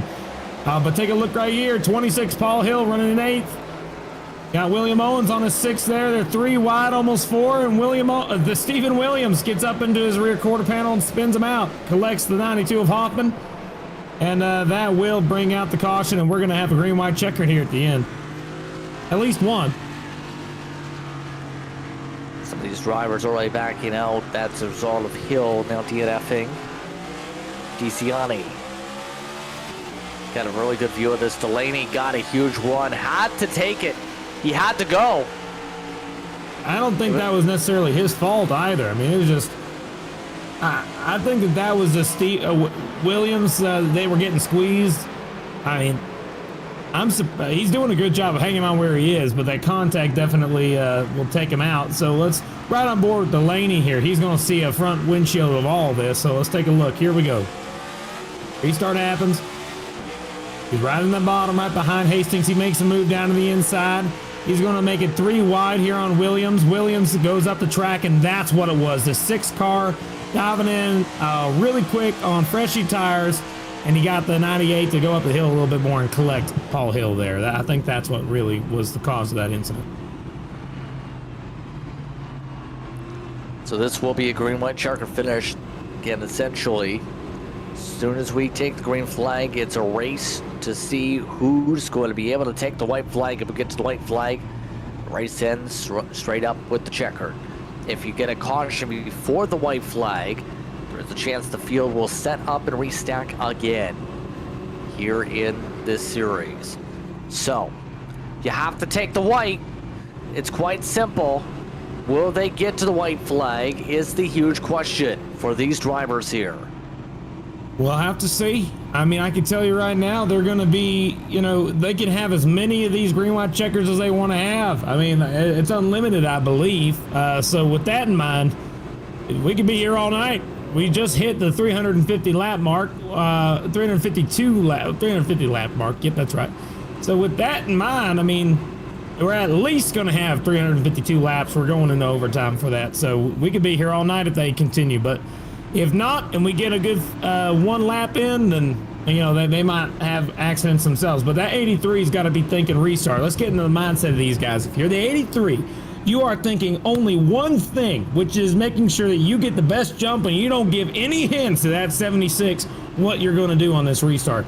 And if you're in the mind of the 76, somehow you're going to have to time it just right. You got to get lucky on a timing. I always say it's better to time it wrong and get a penalty, worst case scenario, versus timing it just right and getting a win. So you got to be able to make the decision. He's already has a win on the season. You got to be thinking you want another one to get some playoff points. That in mind, I don't know. 76, got to time it just right. We'll see if the 83 and the 76 are able to do it. Don't spin the tires. You're on old tires now. These things are going to have really hard time getting up to speed. But the 6 car is the only one that has freshies right now and is in a position to possibly capitalize on any wheel spin. So be careful. Here we go. Green white checker finish to decide how things go here in Iowa. Benefield sets up as a control car. Heitman alongside. Green flag is out and Heitman trying to jump it. Heitman gets a slower start from it. And now it's the matter of how far can Benefield try and run. Delaney on fresh tires. Taking it 3 wide. Goes to the inside for the top 6. Well, Dyson jumps for second. Looks like we might make it to the white. They're pretty crazy in the back of the field, but up front, Benefield's going to take the white flag. 1 lap to go as they are doing everything they can to hang on to position in the back of the field. Hyman trying to reach out towards the back of Benefield. Couldn't get there. Adam Benefield with a great restart. Dyson blocking Delaney. Delaney punts him up the way. Oh, wow. Adam Benefield comes out of turn 4 and takes the win in Iowa. 4 cars spinning and wrecking across the line. The 81 of Brandon Hastings, one of them. Clayton Hoffman as well, and a few more cars are wrecking and spinning across the line. Jacob Simpson being one of them, and Sean O'Brien Jr. also involved. But Adam Benefield sweeps the weekend, wins the Xfinity race yesterday, and he comes out here not with the fastest car, but he gets a position to win the race, and he gets the job done on the final restart. And it's going to be Team Conti that gets to celebrate and wave the flag here in the FLCC. A wild night. And in the end, Benefield is the one who ends up with the jackpot of the win.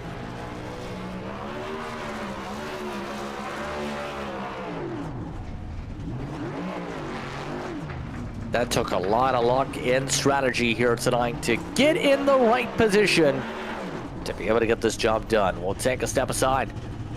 Post-race coverage coming up. You're watching Maconi Entertainment for coverage of the FLCC. Racing isn't easy, but experiencing it is. iRacing puts you in the driver's seat with the industry's leading sim racing game. Drive on laser scan replicas of the greatest racing circuits from around the world. Go head-to-head against other drivers chosen by skill-based matchmaking to ensure competitive racing at every level. Compete across all your favorite series. In officially licensed cars, engineered to deliver the most accurate driving experience possible.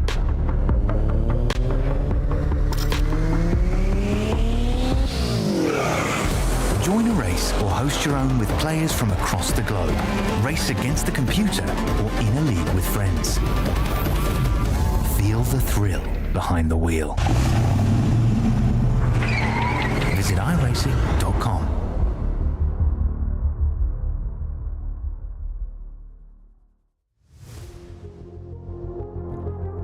Welcome back, everyone, to tonight's coverage of the FLCC here from Maconi Entertainment's coverage in Iowa. Adam Benefield gets his second win of the season, his first one since the paperclip at Martinsville. Derek Heitman and Jonathan Delaney get in top threes. Stone and Dyson are in the top 5 tonight as well. Tiziano, Truel, Hutchinson, Williams, Lucas Weissman, your top 10. Finishing 11th tonight will be Clayton Hoffman. Had a great run, just couldn't quite get a top 10 out of it. Brandon Hastings gets a top 15, 12. 13th will be William Owens, followed by Cool Macheski, Tanner Marty, Jacob Simpson, Sean O'Brien Jr., Patrick Gitter, and our first of the lap down cars, Matthew Boston Wheeler and Matthew Long. Round out your top 20. 21st goes the way of Rich Kleinman in this one. Paul Hill in 22nd, DNF. Tucker had connection issues, Galata, followed by Hodgson, Berkeley, Gallimore, Pearson, McDonald, Anderson. Your top 30. 31st went to Chad Satter, Llewellyn, Dave Hoitzman, Devin Medeiros with a disqualification for his situation. Look top to bottom with the running order here tonight, here from Iowa. But in the end, it's Adam Benefield, who's going to be very cheerful here tonight. Adam, you get your first win since the paperclip. How does it feel to get the job done in Iowa? Feels good. Feels good. Yeah, I'm ecstatic to finally have one go my way. Yeah, feels good. What is it about this track that you find the speed at? Because including the long runs, you're actually fastest after 45 laps for a majority of the night when we got the long runs. What is it about Iowa that makes things click for you in your car?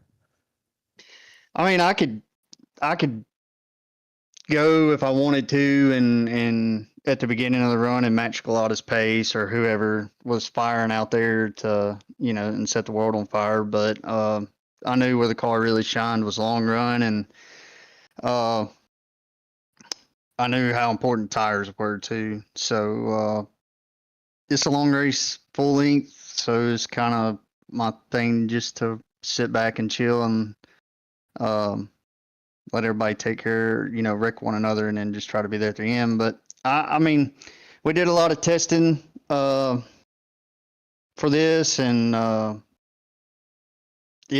don't know what it is. I wasn't a big fan of the old track, and I don't know why. I like this one better. It's just, I don't know if it's the line that I run or the way that I run it. It's a mixture between a hot Richmond and a old Atlanta. So it's kind of right up my wheelhouse where you got to conserve the tires and kind of paint the line around this place. How did the caution change your plan with 25 laps to go? I was pissed. I was mad as can be because we had it in a bag. Like, we had plenty of tire. I was still pacing. I went hard one lap just to see if I could match what Heitman was doing, and I think it was like a 0.3 difference. And I knew that wasn't, if need be, I could pick that pace up, and I didn't really see Derek getting all the way to me. But yeah, the caution come out and I was mad. I was mad as hell. I was pretty pissed, but I didn't really know because I didn't really push all night, and the track temp dropped dramatically from 117 down to freaking, I don't know, it was like 99, I think, at that point in time. So I didn't really know what was going to happen. Kind of took a swing at the fence for a short run adjustment, and it paid off. Me and Delaney, it's always hard racing. Me and Delaney, and then Heitman too. Heitman Ryko's been fast as hell all week on the short runs. They can fire off.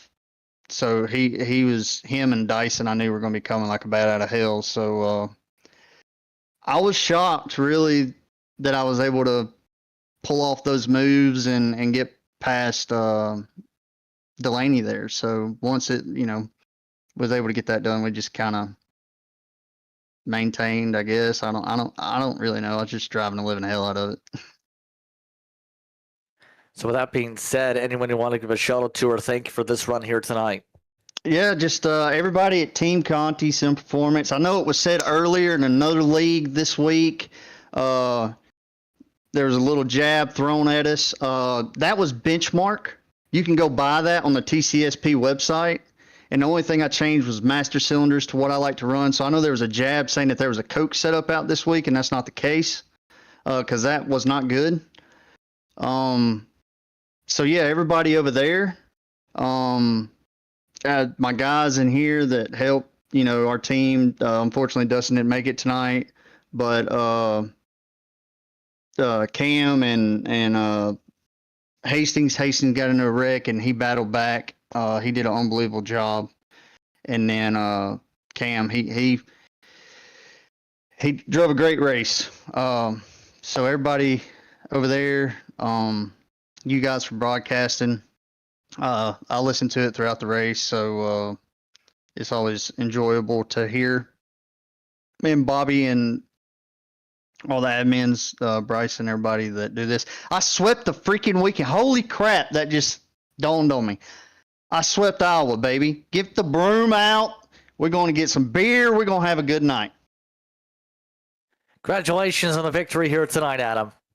Thanks.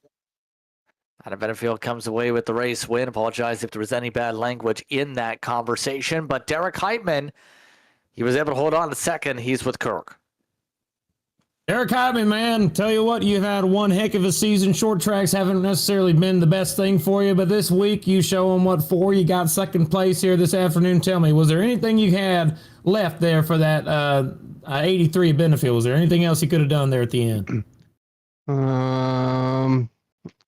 I couldn't have jumped I don't know. I could have got a better restart. I didn't get a good restart. Adam played it really well, waiting to go late in the box because he knew that I was slightly rolling it with what iRacing will let you get away with to try to get a good restart on him. And he waited till the end of the box and honestly played it textbook. And then I had to fight off Dyson, and that's all she wrote. Hear you loud and clear, man. Now I got to ask you, Derek, you had a lovely day out there. You showed them what for. You were pretty quick all day. Tell me, how does it feel to actually come back here and finish second place here for the first top 5 at a short track for you this season? So it's my home track, and I really wanted this win tonight more than anything, to be able to win at the home track, because I have a plethora of P2s at this place. Doesn't matter if I'm racing officials, league races, or whatever. I can't, for some reason, can't ever get it done. I probably have over 20 P2s and 1 win at this place, and I just really wanted to get it done tonight. But Adam definitely had it going on the long run. I mean, I even tried one run trying to match his pace with him and sit behind him, and I watched him sail off into the sunset. But even when we got that last run of the race where we went green with 100 to go and I pitted with 50 to go, took right sides only, nailed pit road perfect, and Joe sped, and I came out as the preliminary leader. I wish, I don't know. We got one guy that has computer issues every single week and just kind of ruined what could have been, I guess. But I don't know if I would have got there, but I was 14 seconds back with 37 to go in the race, and I was over a second a lap faster. So would I plateaued out with him? You would have actually beat him. Yeah. I did the math for you. Yeah, you would have caught him with like 10 to go. There. Yeah.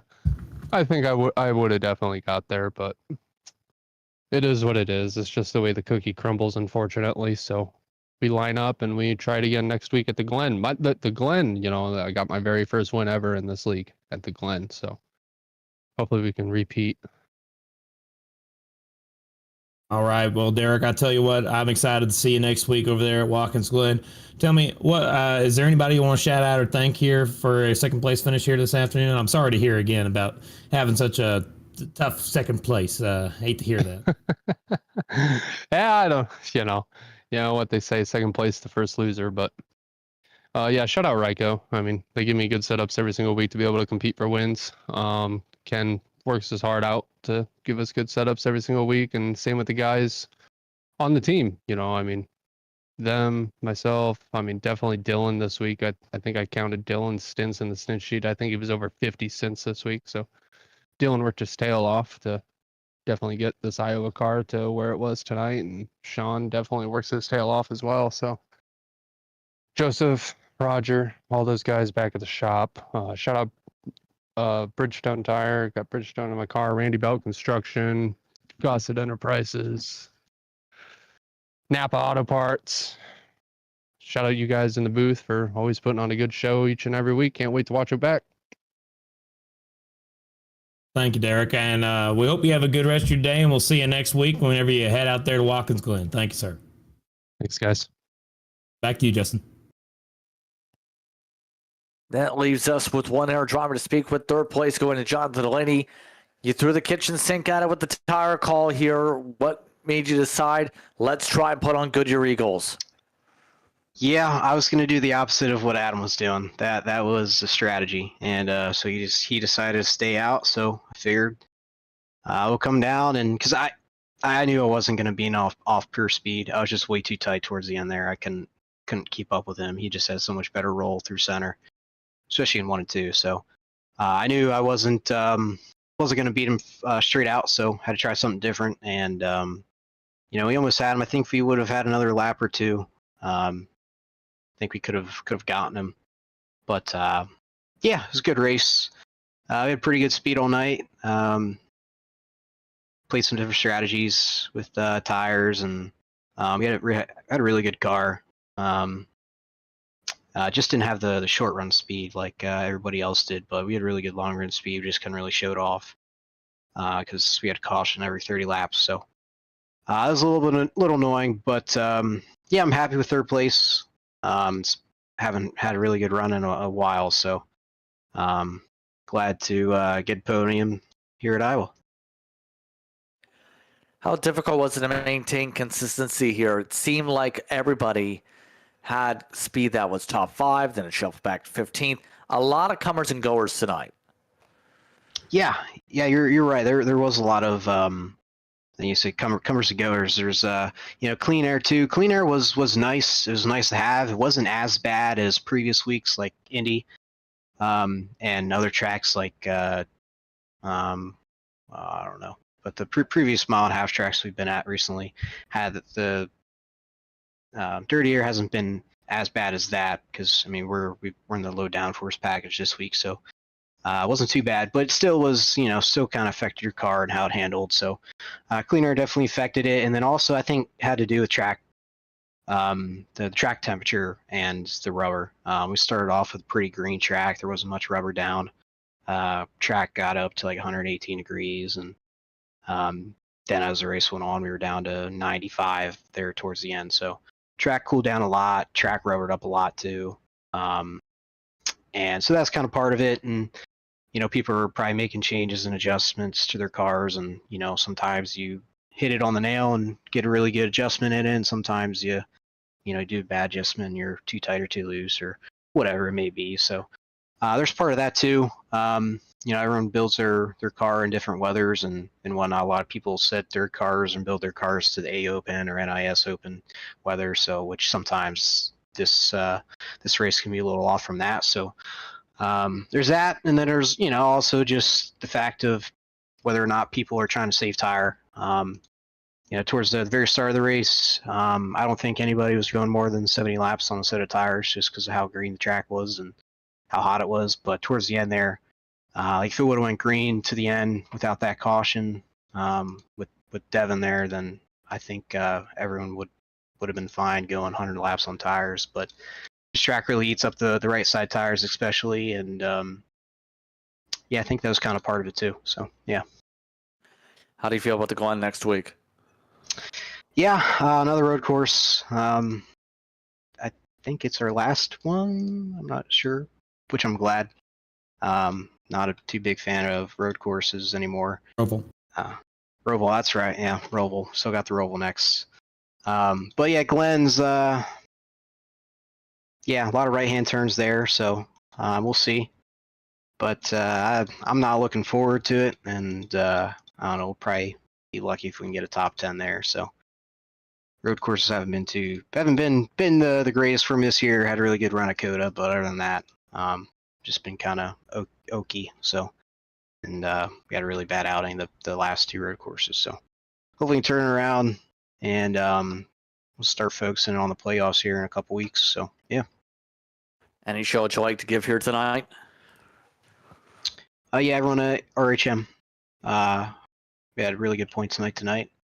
Especially Ralph Hutchison for making the sets week in, week out. We had a really good car this week, and can't thank him enough. He puts a lot of time and effort. So shout out to him. Shout out to Logan Sheets for being on the box, helping with strategies and all that. So shout out to him as well. Everyone who raced tonight was a good race. Had fun battling there. Adam, good run with him. It's always nice to have a nice battle with him. Derek, too, battling him. So yeah.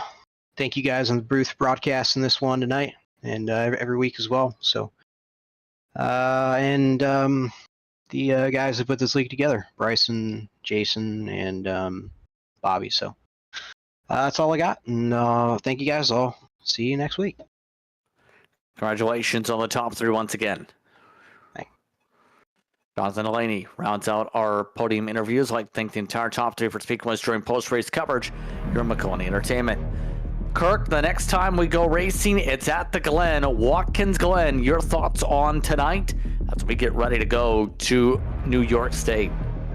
A lot of wrecks here tonight, a lot of incidents, some changing strategies, just all got thrown out the window tonight. Not necessarily, yeah, you could have started the race running dead last and not having a strategy at all and just trying to copy the leader, and you can still end up having a good finish tonight as long as you avoided the chaos. But I can tell you next week, Watkins Glen, it's all about consistency, making sure your car's set up the right way. And I think the major contender that's going to be hard to beat, Andrew Dyson. We saw it all season so far. He's won most of the road courses. He's got one more here at Watkins Glen. I'm sure he has a chance to win as well. It's going to be a lot of fun. Make sure you tune in August 9th at 8:25 p.m. Eastern Standard Time to be on Maconi Entertainment to be able to catch that race and see if anyone can be able to compete with Dyson. We'll see what happens then, but I'd like to thank you for tuning in for tonight's action. Calling the action tonight was myself, Justin Prince, alongside Kirk Mills.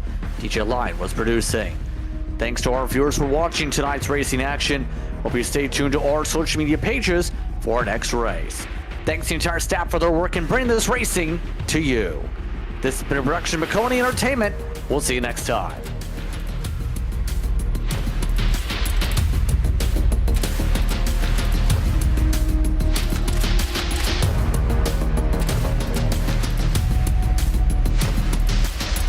Want to be the best, you can't settle for the rest. For anything on iRacing, there's just one name you need: Maconi. With the launch of Maconi Entertainment and Maconi Competizone alongside Maconi Setup Shop, we now provide the best of the best in setups, paint schemes, coaching, broadcasting, and event organization. With cars across all 4 license classes, we have what you need to hit the track with confidence.